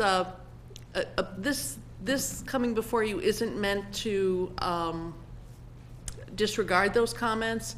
It's just meant to recognize the council's sense of urgency with respect to this piece, and then we would continue to work on those other elements and perhaps even refine these provisions more as we go through the fence regulations in total. Right. I mean, this is just ravines and bluffs. Correct. Right, that's it. Yeah, okay, all right. Identification of issues by staff, just did that. Questions or requests for clarification from commission to petitioner or staff? Mr. Cushing, we'll start with you. Just briefly, you just handed us a couple new submissions, a couple letters, one of which is from John Dick on Woodbine. How would our potential amendment of this provision affect some of the concerns that he would have, that he would express as a private landowner with safety and liability concerns? The variance process does allow anyone to come forward with a request for a fence. They would need to make the case and distinguish how, what their needs are, and make the case that the proposed location for the fence isn't going to be in a location where the ravine isn't stable, where stormwater wouldn't be impacted. So it would go through the normal variance process. But that exists today. I mean, those two provisions exist today before you can erect a fence, do they not? You can't put it in the stormwater.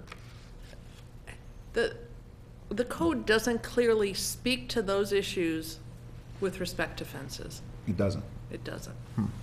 Maybe I'm misreading it. I thought it did. Okay. Well, Jeff will come back. Go, please. Commissioner. Thank you, Jack. Kathy, just a question. To your knowledge, are any of our ravines in a wetlands? It's certainly possible. I can't say for sure, but I would be 99% certain that there are wetlands located in ravines. And I'm just wondering how a fence affects the wetland condition in terms of, are there any regulations that are federal, state, of running a fence through a wetlands that might be part of this? And I'm just asking without really knowing. Certainly, if a wetland or any portion of a wetland is filled, that could involve other agencies. If there's to be construction in a wetland, we would, and we're aware that there's a potential for a wetland, the city would require a delineation. And I think part of the problem with our fence ordinance is there are many of these pieces that we've always tried to look at, but the fence code as currently written is dated and really isn't clear and comprehensive. That's it for me, Jack. Commissioner Lay? No questions. No questions. Commissioner Anderson?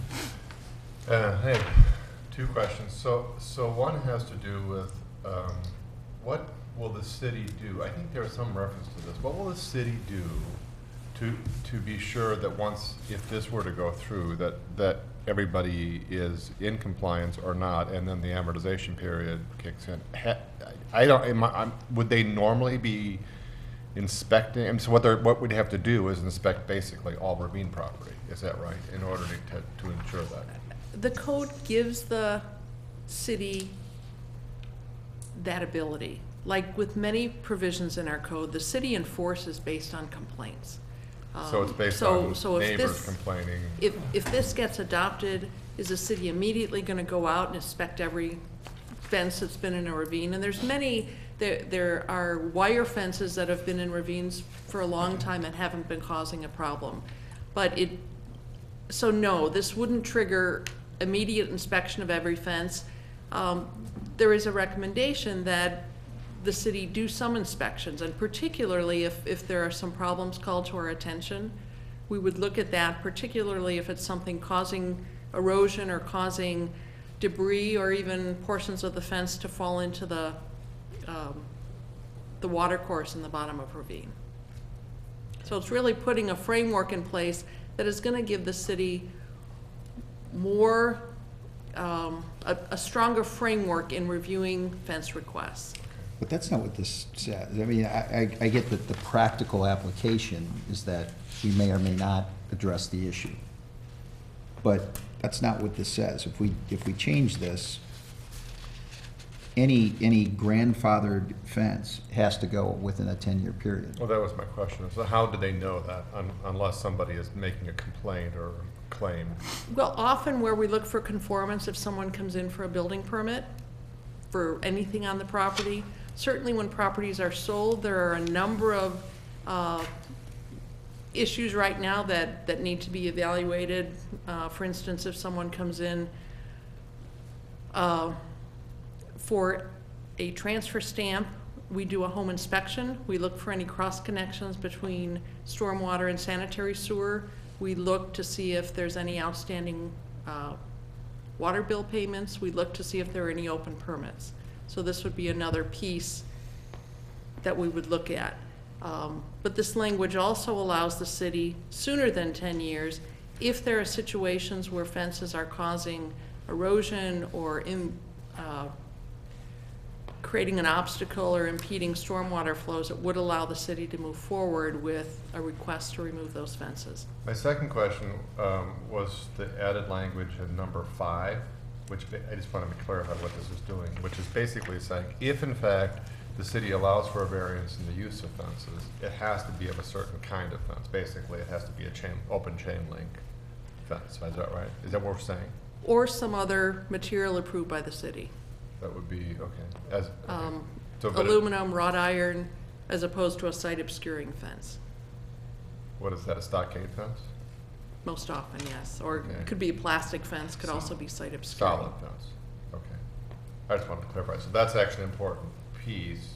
There is an opportunity for a variance, but it has to then say if you're going to get the variance, it has to fall within certain limits. Okay. Correct. That's all.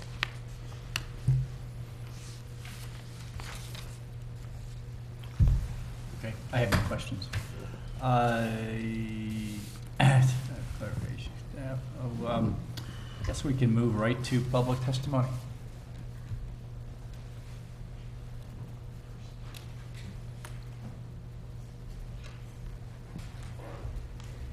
My name is Fred Klein. I live at 280 Overlook Drive. My wife, Bree Jacobs, is in the audience. We have a house that backs up onto the Walden Ravine. and have enjoyed for the 15 years we've lived there, going through the ravine down to the lake.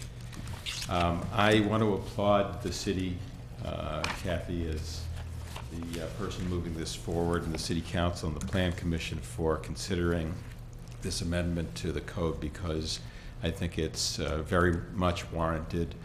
While the Plan Commission, as Kathy put out, is supposed to be thinking about this generally and without specific application to a particular situation, I believe this is before you because of a particular situation that exists in the Walden Ravine with a stockade fence that was installed in the last 6 months and is causing severe problems on the path that leads out to the lake. From what our experience is, it's causing, we think, safety issues. It's causing erosion issues. It's causing, I would say, aesthetic issues too, because it's taken this absolutely beautiful, pristine forest and ravine, and suddenly we have this massive structure in it. Safety issues, one of our neighbors was walking through the ravine with a friend quite recently in the last couple of weeks, and apparently some ice had formed on the path next to the stockade fence, and the water had not been able to drain off, and a friend of the neighbor fell and was injured.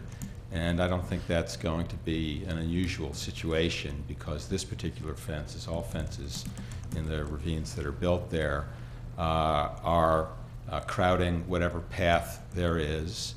As you know, these are constantly changing areas. The forest, the ravine changes all the time. We've been there 15 years, and I go down to the lake probably a couple of times a week, and it changes on almost a weekly or a monthly basis, with a fence right next to a very, very narrow path. That path is disappearing, and it won't be very long before that path is going to disappear and access to the lake will be prevented.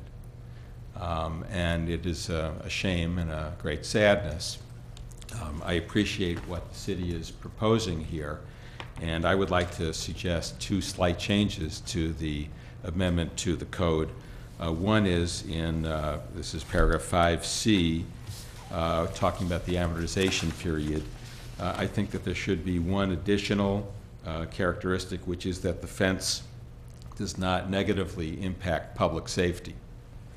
That ought to be considered by the city as well, because that is an issue where the city has an interest in exercising its police powers to protect the people who are going through these ravines.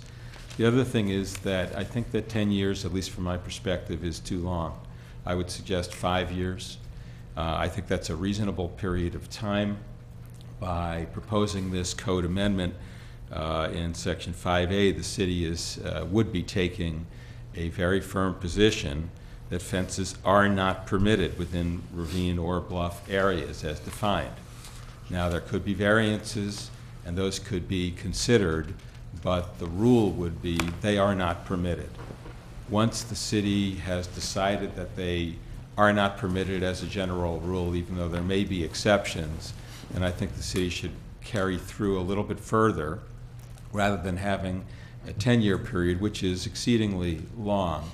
There ought to be, I would say, a motivation and an incentive to see whether the current situation that we have in the Walden Ravine might be revisited by the homeowner, and that fence relocated so that it's not going to continue to cause for 10 years or even for 5 years the problems it's causing now.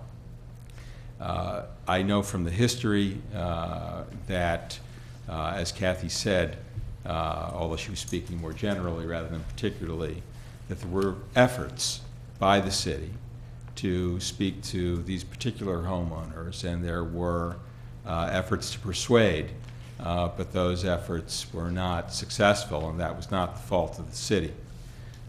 But this has been something that really has encroached upon, I would say, the public enjoyment and the public safety, and I would suggest respectfully that 5 years is a long enough period of time.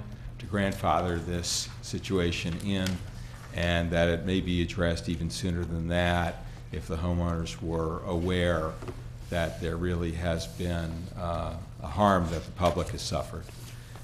In closing, I just want to thank the Commission and all of the members of the Commission for the work that you do. This is a late night already. I'm not going to make it much later, but those are the two proposals that I'd like to suggest to modify the amendment as suggested. Thank you.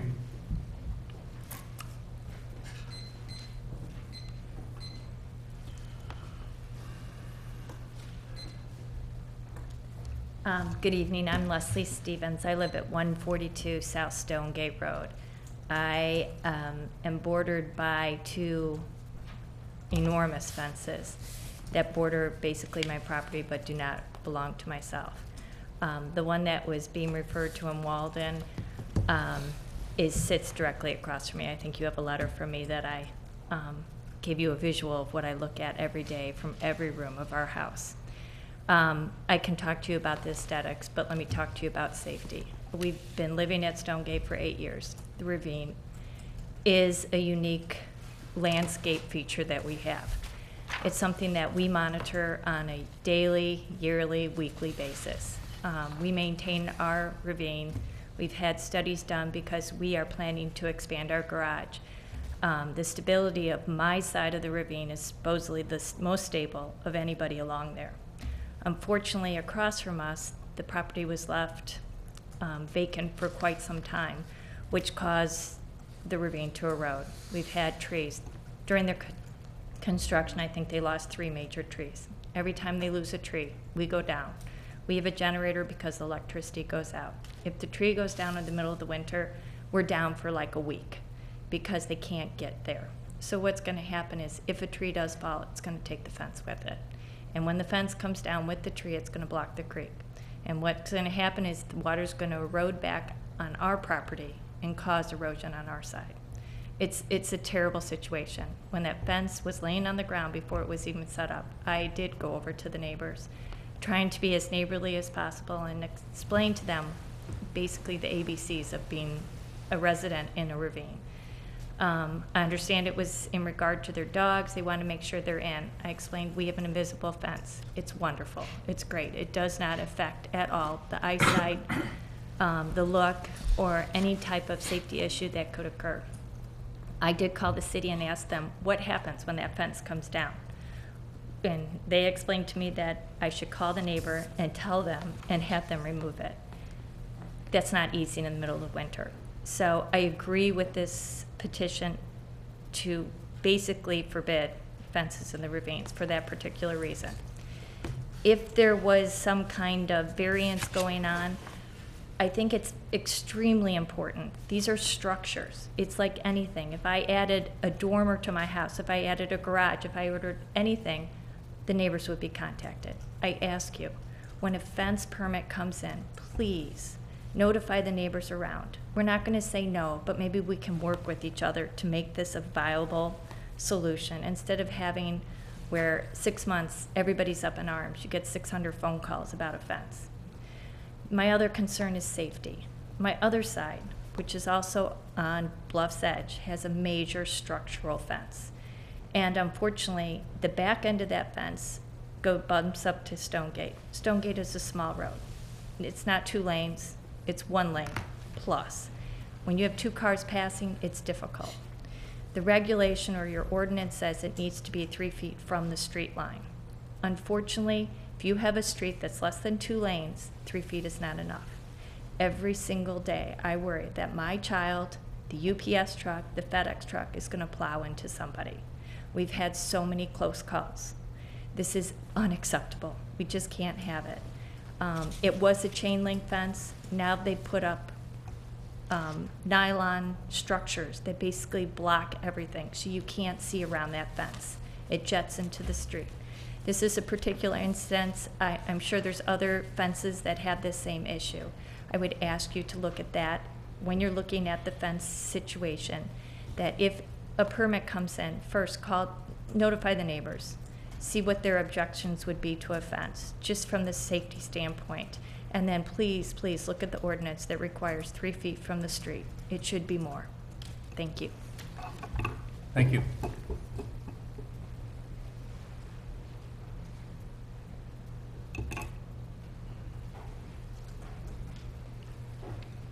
Marion Cartwright. I live at 205 North Sheridan, but I do walk in the ravines frequently. I have 2 questions for clarification, either for you guys or for the staff. Section B, the first number 1, that they have to have, the fence has to be on a place that's stable as demonstrated by a slope stability analysis and report. My question is, could you say to be done by? So something qualified, who's qualified to do this study, and could you make sure they're qualified if they're going to be, if you're going to do that? Because that could be done. We did it. You've got to be more specific. And I would say, quite frankly, that ravines are inherently unstable, period. And then also, I think if you don't mind adding another contingency there, I would say a plant inventory of the property where the fence would be covered is going to be, a plant inventory must be conducted by a certified botanist in both early spring and fall to capture the entire plant inventory, because our ravines are receptacles for rare plants of concern, and they're often missed, and they're in danger of winking out, and we are responsible for that rare plant community. I would put in a plant inventory. And then my last question is for C, the first one, fences create no material impairment to natural drainage. Again, could you please have stricter clarification? Who gets to decide when there's material impairment? What does that really mean? Because many of them are going to do things to drainage in ravines. There's such a complicated drainage in ravine anyway. So please, more clarification if you're going to give this thing more teeth. Thank you. Thank you.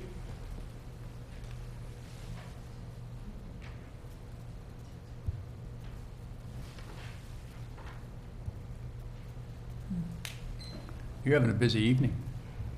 Yeah. You didn't hear me on all your agenda items. My name is Rami Lopat, and I live at 410 East Woodland Road. I am both a historic preservationist and a conservationist. And I'm here to say that if we all believe in preserving the historic visual character of Lake Forest, then these are revisions that are crying out for approval. In order to preserve our historic visual character, that character, both natural and built, must be visible. The beauty of Lake Forest needs to be seen to be appreciated. Fences which, well, as the revisions of yesterday said, are sight obscuring, should be prohibited at the base of, on the sides of, and at the top edge of the ravines. Stockade fences have no place in our ravine ecosystems. Gerald Wilhelm, who you may know is a preeminent botanist of the Chicago region, tells us that our ravines are unique in the world. Therefore, it's clear and obvious that we in Lake Forest need to do more to educate our residents about minimizing the construction of structures in the ravine ecosystem. I note that education and enforcement being underlined, was a large part of your bicycle master plan conversation tonight, and I would support doing the same on our ravine and fence ordinances. We definitely need to educate our residents on their choices of fences and on the maintenance of fences so that we can preserve the historic visual character of Lake Forest. That said, the revisions that are in front of you tonight are a concern to me much more than they were yesterday. Variance B, I agree with Marion and the gentleman here. Safety, of course, is an issue, and getting that clear inventory of those plant communities is important. But variance criteria B, letter 5, the fence is black or dark green, open chain link fence or similar material. That's a concern. I liked the language yesterday that it was non-site obscuring fences that we were considering. I do not want to see chain links put up willy-nilly throughout our ravine system. This is certainly a case when it's a case-by-case basis. At the base of the South Ravine, in Forest Park, for example, there is chain link fence there now. It's falling over, but it does protect the public from very fast-moving water. It's appropriate. Would I like to see chain link along Lake Road, right between the ravine and, say, Woodland Road? No, I would not. However, it is a see-through fence. There might be metal fences. There might be deer fences. There might be plastic fences. But each situation has its own appropriate solution, and I think we need to make sure that residents come forward with thoughtful choices, not just chain link choices. That said, again, preserving the overall natural appearance of the ravine. How do we define that when a fence comes before you? I've seen stockade fences where it's visible. They would say it's visible because they took out every other plank. Does that work? No. And section C, number 2, the fence is maintained in good repair and in upright position. You and I have seen many examples where it is upright, but only by virtue of the homeowner putting temporary posts up against the fence. So I would say something like using permanent posts to make sure that repair is bona fide.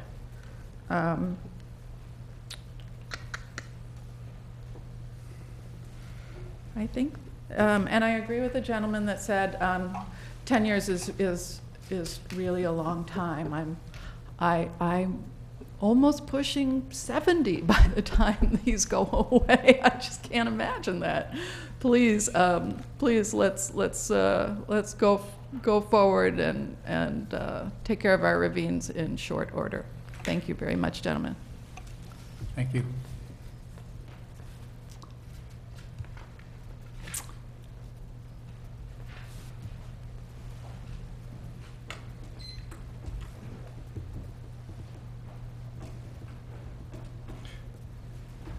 Chairman and members of the Plan Commission, my name is Cliff Miller. I'm a landscape architect. I live and practice here in Lake Forest and have quite a bit of experience in working in the ravines and bluffs.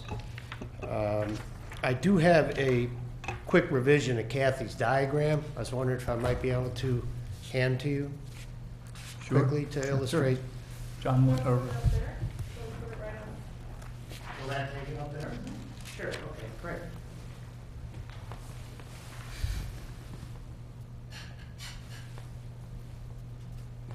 It's just a little markup of the plan that Kathy did. I do want to take this time to commend Kathy and others on the staff that have put their time in to create this ordinance revision as presented to you tonight. I do want to say that generally speaking, I'm very much in favor of this. But having been involved in a lot of the nuances regarding these different types of restrictions in ravines and bluffs, I did want to point out a couple of issues regarding some of the specific language that I think needs to be addressed. First and foremost, the illustration here shows the more recent definition of ravines and bluffs has turned to an area rather than to what most people consider to be, I would say, the average citizen or resident would consider the start of a bluff or ravine to be where the ground starts to roll over and the trees are. As you can see, and the woodland starts. As you can see in the illustration, the black dotted line in the that is over Kathy's original line, that shows a 22-degree angle slope. 22 degrees is not something that exists in our ravines today. It is an engineering number that is based on some data that says that our soil types are most stable or become stable in a slope situation like a bluff or ravine when they meet 22 degrees. But the reality of Lake Forest and all of the ravines on the North Shore is 95% of them aren't 22 degrees. they're far greater slopes. I think a lot of you are very much aware of all these steep slopes, Lake Bluff, Sylvan, Lake that was mentioned before. So I think that the problem that I would like to point out is the green arrow pointed down on this at the point of where the crest of the ravine or bluff would be, that both in Kathy's drawing, she shows a 22, or someone shows a 22-degree slope starting from the toe coming to a distance where the vertical line is.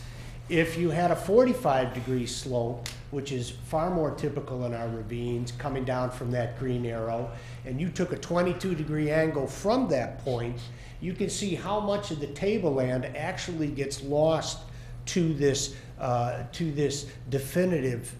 definition of 22 degrees. My point in this is only that you're going to have a lot of people that are on tableland, on the ravines, that are going to be so restricted as to how much of their area they can fence. And I don't believe that tableland proper is part of the issues that this is to address.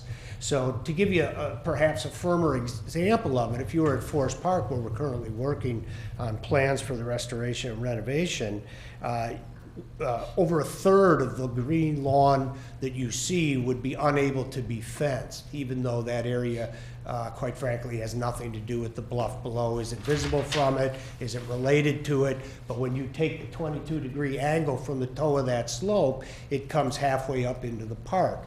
Again, an imaginary point where we actually then, from an engineering, I mean, you have to understand these are engineers. You know, if I took that definition and applied it to something, you know, a little more that we could relate to, it'd be like saying if you don't want to get in a car accident, don't get in the car.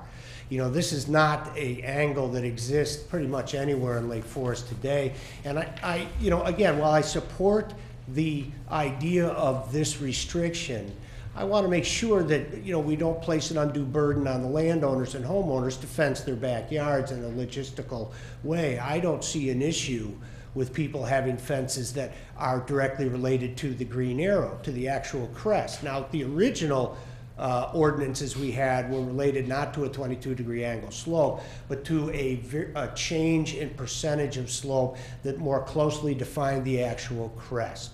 I would much rather see a limitation in here that was directly related to that, not because I'm an owner on the ravines or that, you know, I like or don't like the fences, but I think it's a more practical way to measure and to point out. I think too many people lose too much of their yards when you use an arbitrary number like 22 degrees, which is based only on this theoretical safest slope of a ravine or bluff, even though none of ours attain that. So that would be my first and foremost concern. Lastly, again, the slope stability analysis, I think, is an undue burden on a homeowner.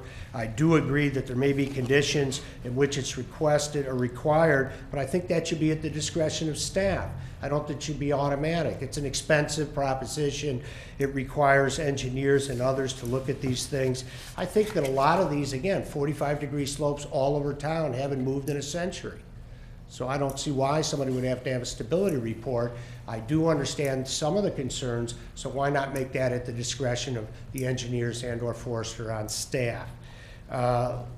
Another point in regards to that. Oh, one more minute, please. Okay, another point in regards to that is they may actually need, as you heard before, they may need the fence strictly because it's unstable in order for safety. You may need to have the fence in order to protect people from entering that zone. John Dick's letter may state that, although I think he's talking more personal safety. Lastly, the fence is black or dark green, open chain link, to me, again, is too specific. I think, as you heard earlier, it should be based on the site impairment. Often when we get involved with these, it's a percentage, you know, 90% open, 80% open. It should be based on that sort of thing, in my opinion. And overall natural appearance of the ravine or bluff is a nebulous factor by which to judge something. So I'm a little concerned about that. But I do like the variance. I do like the proposal. I do like the language in a whole, and would ask or suggest that you do in fact pass this. But I think we need a little bit more time, or at least a little bit more refinement of the actual language involved. Thank you. Thank you.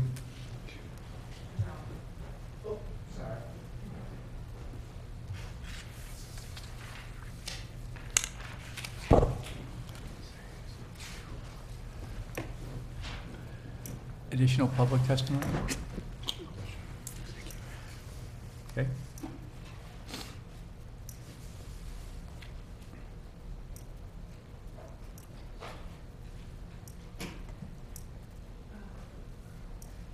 Good evening. My name is Georgia West. I live at 300 Bluffs Edge. I think you have a letter in your packet from us. I just wanted to make a comment about the comment that the last presenter made about being a nebulous thing, whether a ravine, whether it, a structure or a fence interferes with the look of a ravine. There's no way that a 7-foot stockade fence can be part of a natural landscape, and that's what a ravine is. So, I mean, I don't care how you cut it or where you say the slope is. A 7-foot stockade fence does not belong in a ravine. Thank you. Okay, thank you. That's it? Kathy? Thank you, Chairman Reisenberg. Two particular comments. The suggestion that the 10 years is too long and be reduced to 5 years. And the suggestion that the non-site obscuring language was preferred to something more specific. Those two were directly in response to advice from the city attorney. The city attorney advised that when an amortization period is put in place, that it does need to be reasonable. It does need to recognize that property owners have made an investment. And I asked the question, what is a reasonable, what is the shortest time you would recommend? And it's 10 years because of his recommendation. So that's where that came from. As originally drafted, the language was non-site obscuring because that seemed to be the issue, that fences that blocked all views were certainly much more eye-catching. And he actually encouraged us to be more specific with respect to this variance, rather than leave it vague. He suggested that if what would be acceptable is something such as a chain link fence, that would be specific, and yet that language still does allow the city flexibility to approve something like a wrought iron or something like a metal fence. So those two I wanted to mention came directly based on the advice of the city attorney. The 22-degree, the term bluff area and ravine area come directly from our code. It is based on engineer's determination that the 22-degree slope is intended to be the most stable. So in aligning this regulation with the provisions in the code relating to steep slopes, that's where that 22-degree comes from, is that's already in our code. The 22-degree line, where that 22-degree line intersects with the tablelands, that's where the steep slope setback is measured. So that's a tool that we already use. That's where that came from. The suggestion to both clarify that the slope stability report needs to be done by an engineer. That certainly is language that we include in other parts of our code, so that is something that is a great suggestion. Also the language that the slope stability report, the requirement for a slope stability report could be waived at the discretion of the city engineer. That too is similar to language we have in other parts of their code. So if you chose to incorporate both of those suggestions, that would be consistent with other code language. There was a request for public notice of offenses. If a request for a variance was submitted, public notice would be done, consistent with the code requirements, which is a distance 320 feet around the petition or 3 properties deep, whichever is less. There was also a suggestion that a requirement for a plant inventory be included, and that there be some further definition of material impairment to drainage, I would suggest that is probably something that we want to leave up to the discretion of the city engineer, again, consistent with other provisions in our code. And then I would just close by, again, noting that this is before you because the city council has received a number of concerns over probably the last 2, 3, 4, 5, 6 months.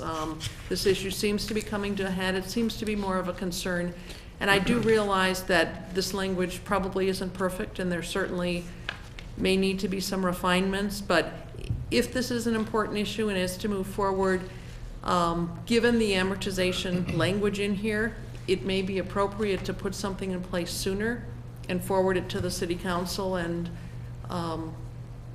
allow us to, as we work through this ordinance, to refine it as appropriate. That concludes my comments. Okay, thank you. Final questions from commission to staff? John?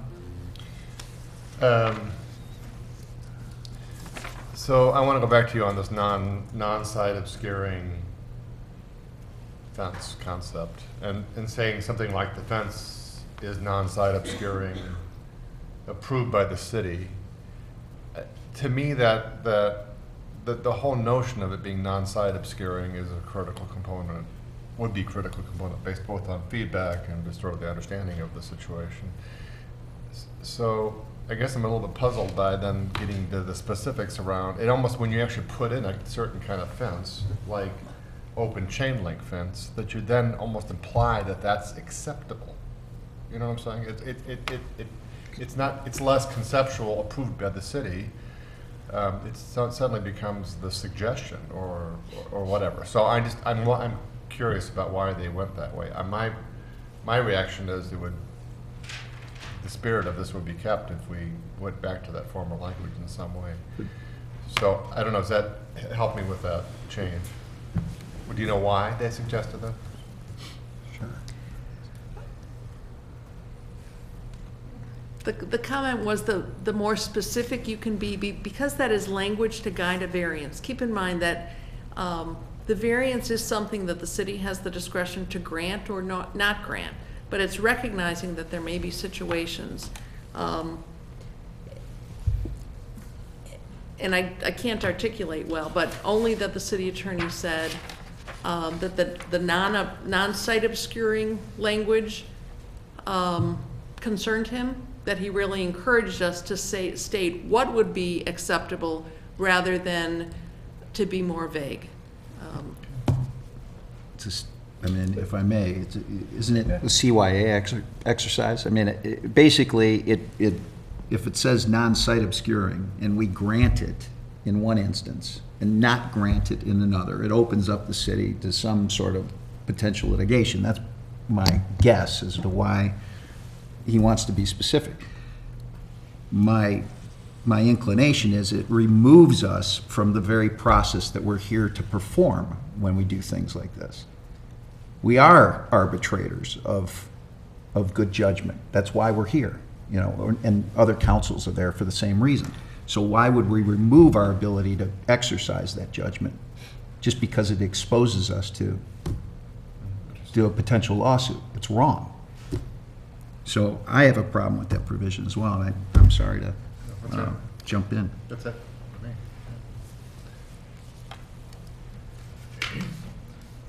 Are you done, Ether? I'm done with my questions. Oh, okay. We'll come back to that on discussion, I trust. Sure. Okay. Kathy,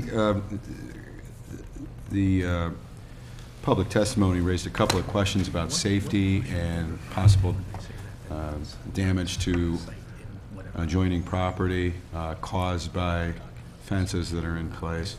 How would the city redress that?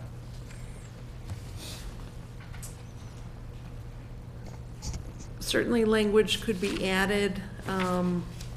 You're speaking to existing fences? Yes. I mean, could those be used as conditions for truncating the amortization period? And if they couldn't be remediated or something like that? They certainly could be added. I think, again, if this is going to be put in place and there's an amortization period,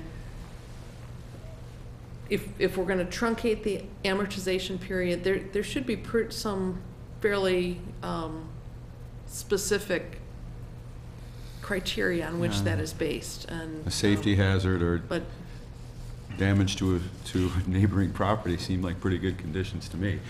I mean, of course, you know, I don't want to invite all the legal hassles that might emerge from using a shorter than 10-year amortization period. I kind of get it that could be that could be considered a reasonable period of time by just about anybody. But the safety issue, if it couldn't be remediated, or there's erosion damage happening to a neighbor's property, that, you know, the solution is removing the fence. Are those possibilities? Or? Off-site erosion certainly is, seems to be very specific. We could certainly, you could recommend language that, whatever language you recommend will have follow-up review by the city attorney anyway, so. Sure. Certainly. So what are you, I mean, are you? I'm asking the question. I'm not advocating anything just yet, but. Commissioner Lake. Yeah. Just a follow-up question on the chain link question. If this number 5 read, the fence is black or dark green, open chain link, or a similar non-site obscuring material, the city attorney would still object to that? I can't speak for him. Okay.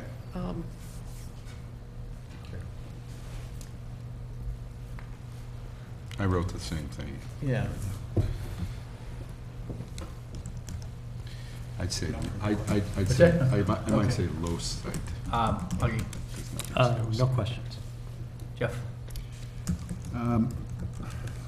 Just a matter of clarification. I've been on that path to the lake that Mr. Klein was referencing, but not since the fence went up. And I'm curious, is that a public right-of-way, or is that path actually on private property? I can answer. I'm sorry. The path is on private property, but there is the bluffs edge and all the path access, and it's in their. Jeff, I would prefer if you asked the question Yeah, of I staff. agree, and I apologize. Yeah. Yep, so. Well, again, I would prefer if the question goes right to staff, okay? And it's just, it's a matter of decorum and kind of keeping the thing focused and, with We the haven't answered the caveat question, so. that this isn't a public hearing on that property and Right. it wasn't Right. public notice. In the case of that path, it is on private property. There is an easement that traverses several properties in that subdivision, and rights are granted to property owners within that subdivision and within an adjoining subdivision. So the fence that went up, and the reason I'm bringing this up is not to address that specific issue, but to relate it back to the amortization concept and everything functioning around it. When that fence went up, was it in violation of an existing provision? It was not. And Based on So the review and the various staff involved at that time. okay, so the non-site obscuring language, or the dark black or green chain link fence, is designed to address a portion of the problem, but not, I mean, we'd still be here, we'd still have complaints if a chain link fence went up in that position, correct? Perhaps.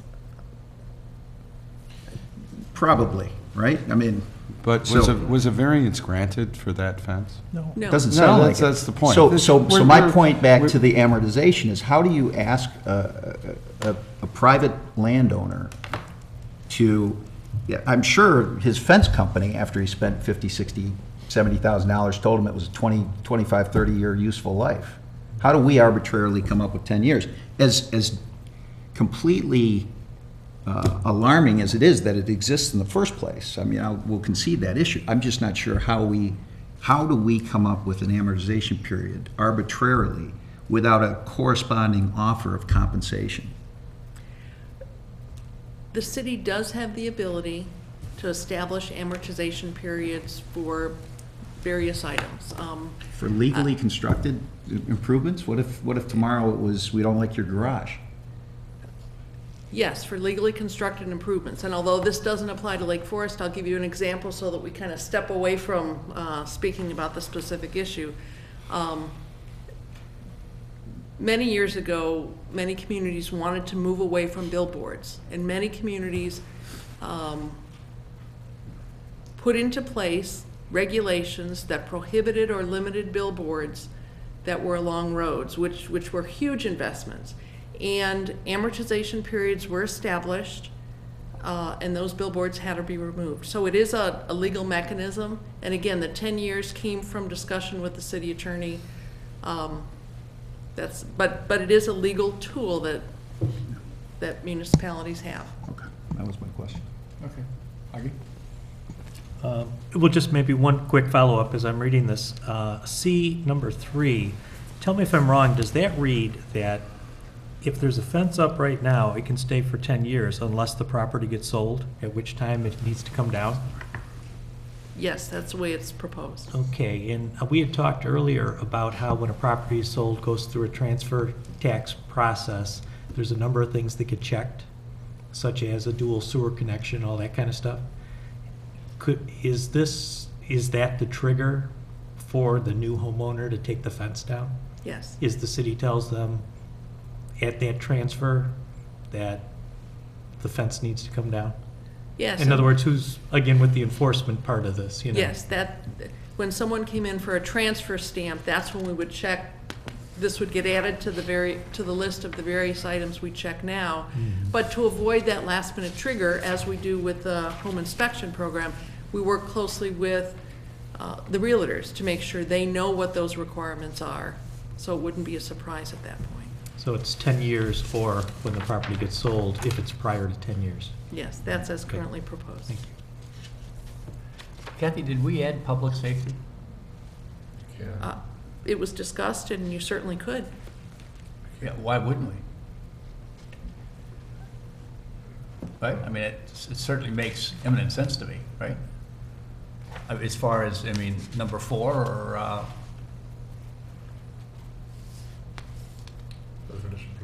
yeah. I mean, that to me, of all of the things I think that were mentioned, But is didn't we say probably- something about does not impact public safety as long as that hasn't been remediated in some way, fixed in some way? I mean, you know, you should, I mean, there should be an opportunity perhaps to address that or resolve. Well, of course, Yeah. sure. So. Sure, yeah, but I mean, it should be part of C, in some way, shape, or form, I would think. I would agree. Yeah.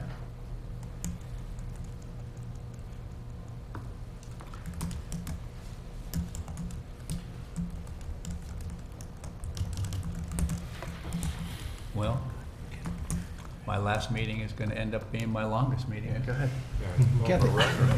Kathy, could you summarize again the 2 other points? I did not write them down, that you suggested could be added to this draft that you felt would be okay? Based on recommendations from people who just testified, there was a suggestion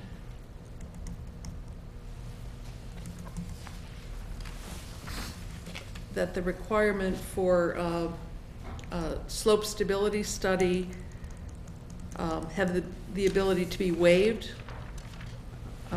at the discretion of the city engineer. And the suggestion that the language stipulate that the slope stability study has to be conducted by a qualified engineer. Okay, keep going. Those C1. B1. Material impairment to natural drainage determined by an engineer. Well, I think it's B1, isn't it? I mean, it would be, Okay. Well, it's both B1 and C1, I think.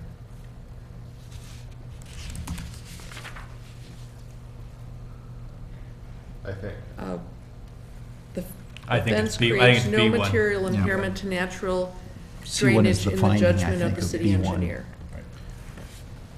I think. Now, hold, there's more.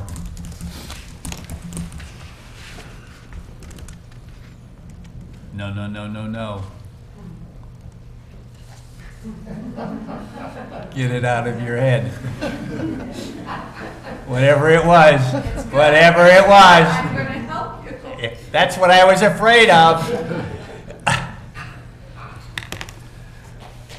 No, there's the, are you keep going, are you going on? Those were, Then there was the this pieces. issue of whether or not we actually wanted to adjust this reference to non-site obscuring.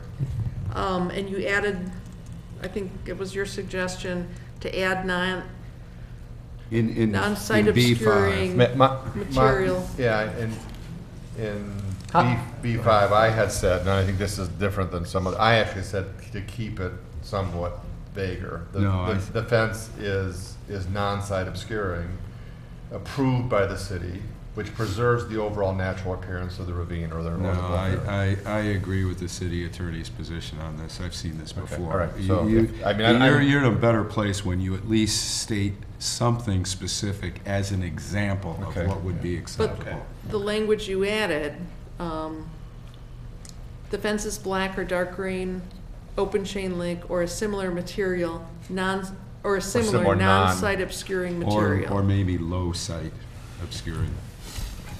Because I don't nothing's know how it's totally non. site. It's never gonna be non. Yeah, right. Okay, okay.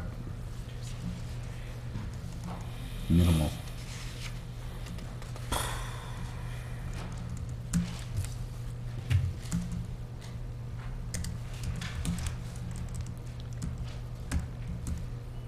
And then under C, the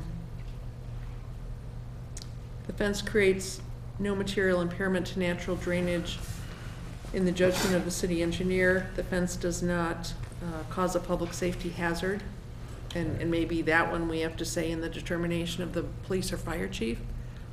So we're at least, You know, Kathy, I think just one, you could just say, the fence creates no material impairment to natural drainage Or safety. or public safety. We don't need to, need to get Separate. too crafty with this. Okay. And there was something in there about plant inventory. So what does that entail? I thought, B2. but it already says, I think Kathy, you made a point around that, that's done that's done by the city. by the city Yeah, that's, in its review. we would not do a plant inventory Okay. to look for, Oh, okay. to identify species. So if you want to add that, you should.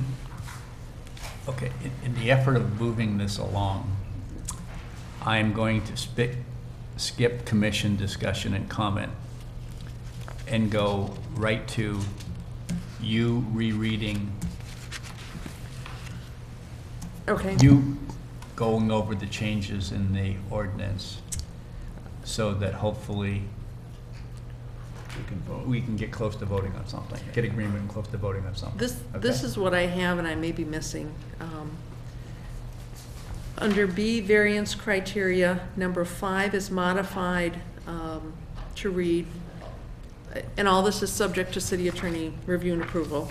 The fence is black or dark green, open chain link, or a similar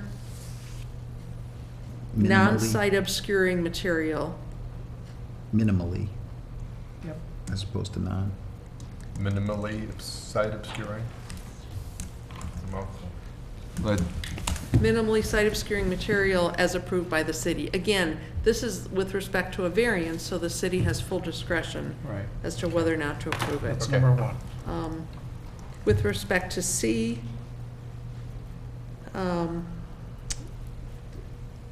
Roman numeral 1, the fence creates no material impairment to natural drainage or public safety. And then earlier on, I think you mentioned in response to public testimony, the fence is not causing erosion on a neighboring property. I don't know whether that's something you wanted in there or not.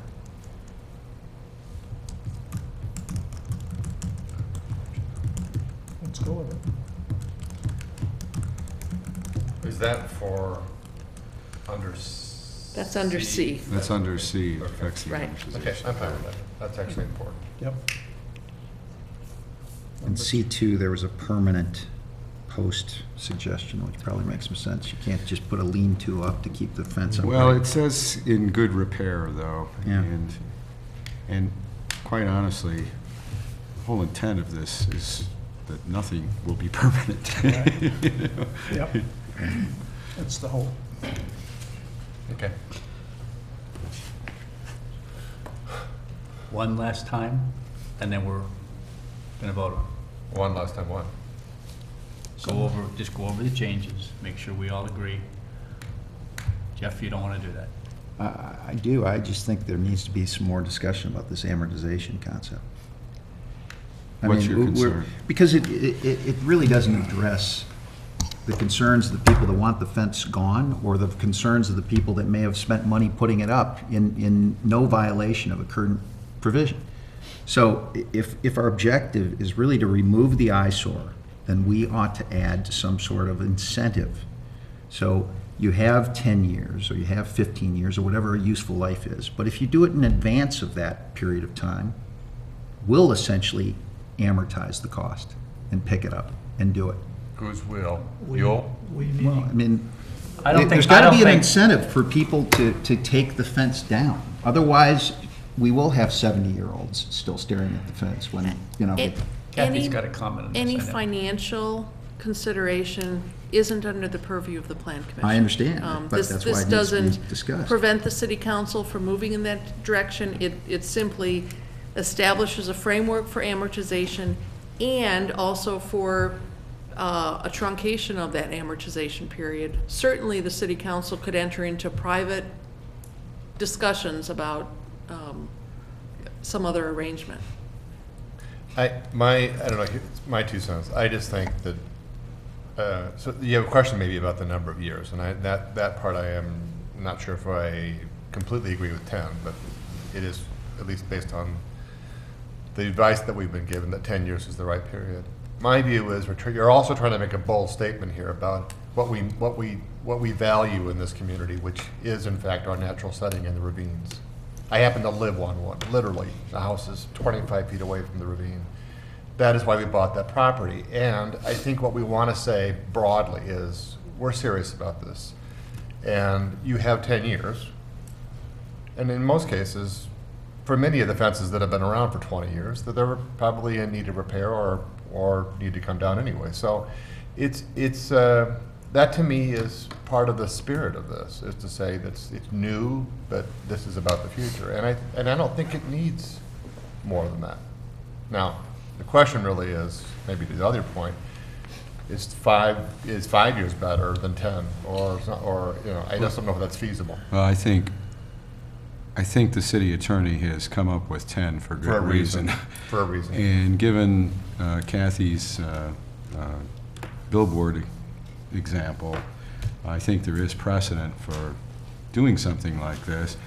I think any measure that tries to do something that was legally erected is going to invite potential litigation or retaliation or of some sort, or contest of some sort. But again, I think the 10-year frame was probably selected carefully, and there is precedent for doing this with other types of constructions in a community. C3 will invite litigation. Doesn't make it right. Yeah, C3 will? Sure, I believe. yeah. You know, this thing could be changed 5 times between now and when it gets to city council. City council can change it. This is good enough. Yeah. This is good enough to move the issue forward. I will move it. And I will second as the As- 3 or 4 as changes. adjusted. As As Kathy just amended. outlined. Yeah.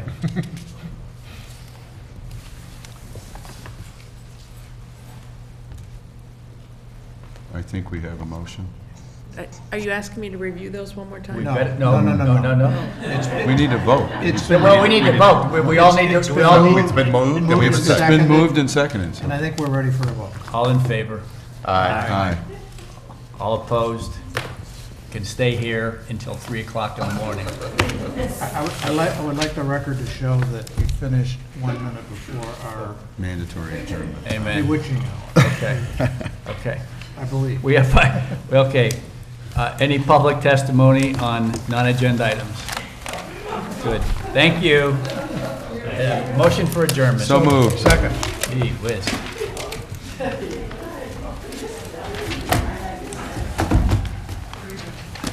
Do we get double Aye. time for this? Yeah. Yeah. 2 times 0 is 0. That's right. Mr. Chairman, I'd respectfully suggest that this is probably a walk through the park compared to what you're walking into next. So, or at least a stroll through the common area of the ravine. I'm starting to get a sense of that. Be careful what you. Yeah, exactly. Exactly. Exactly. Never raise your hand. Right, right.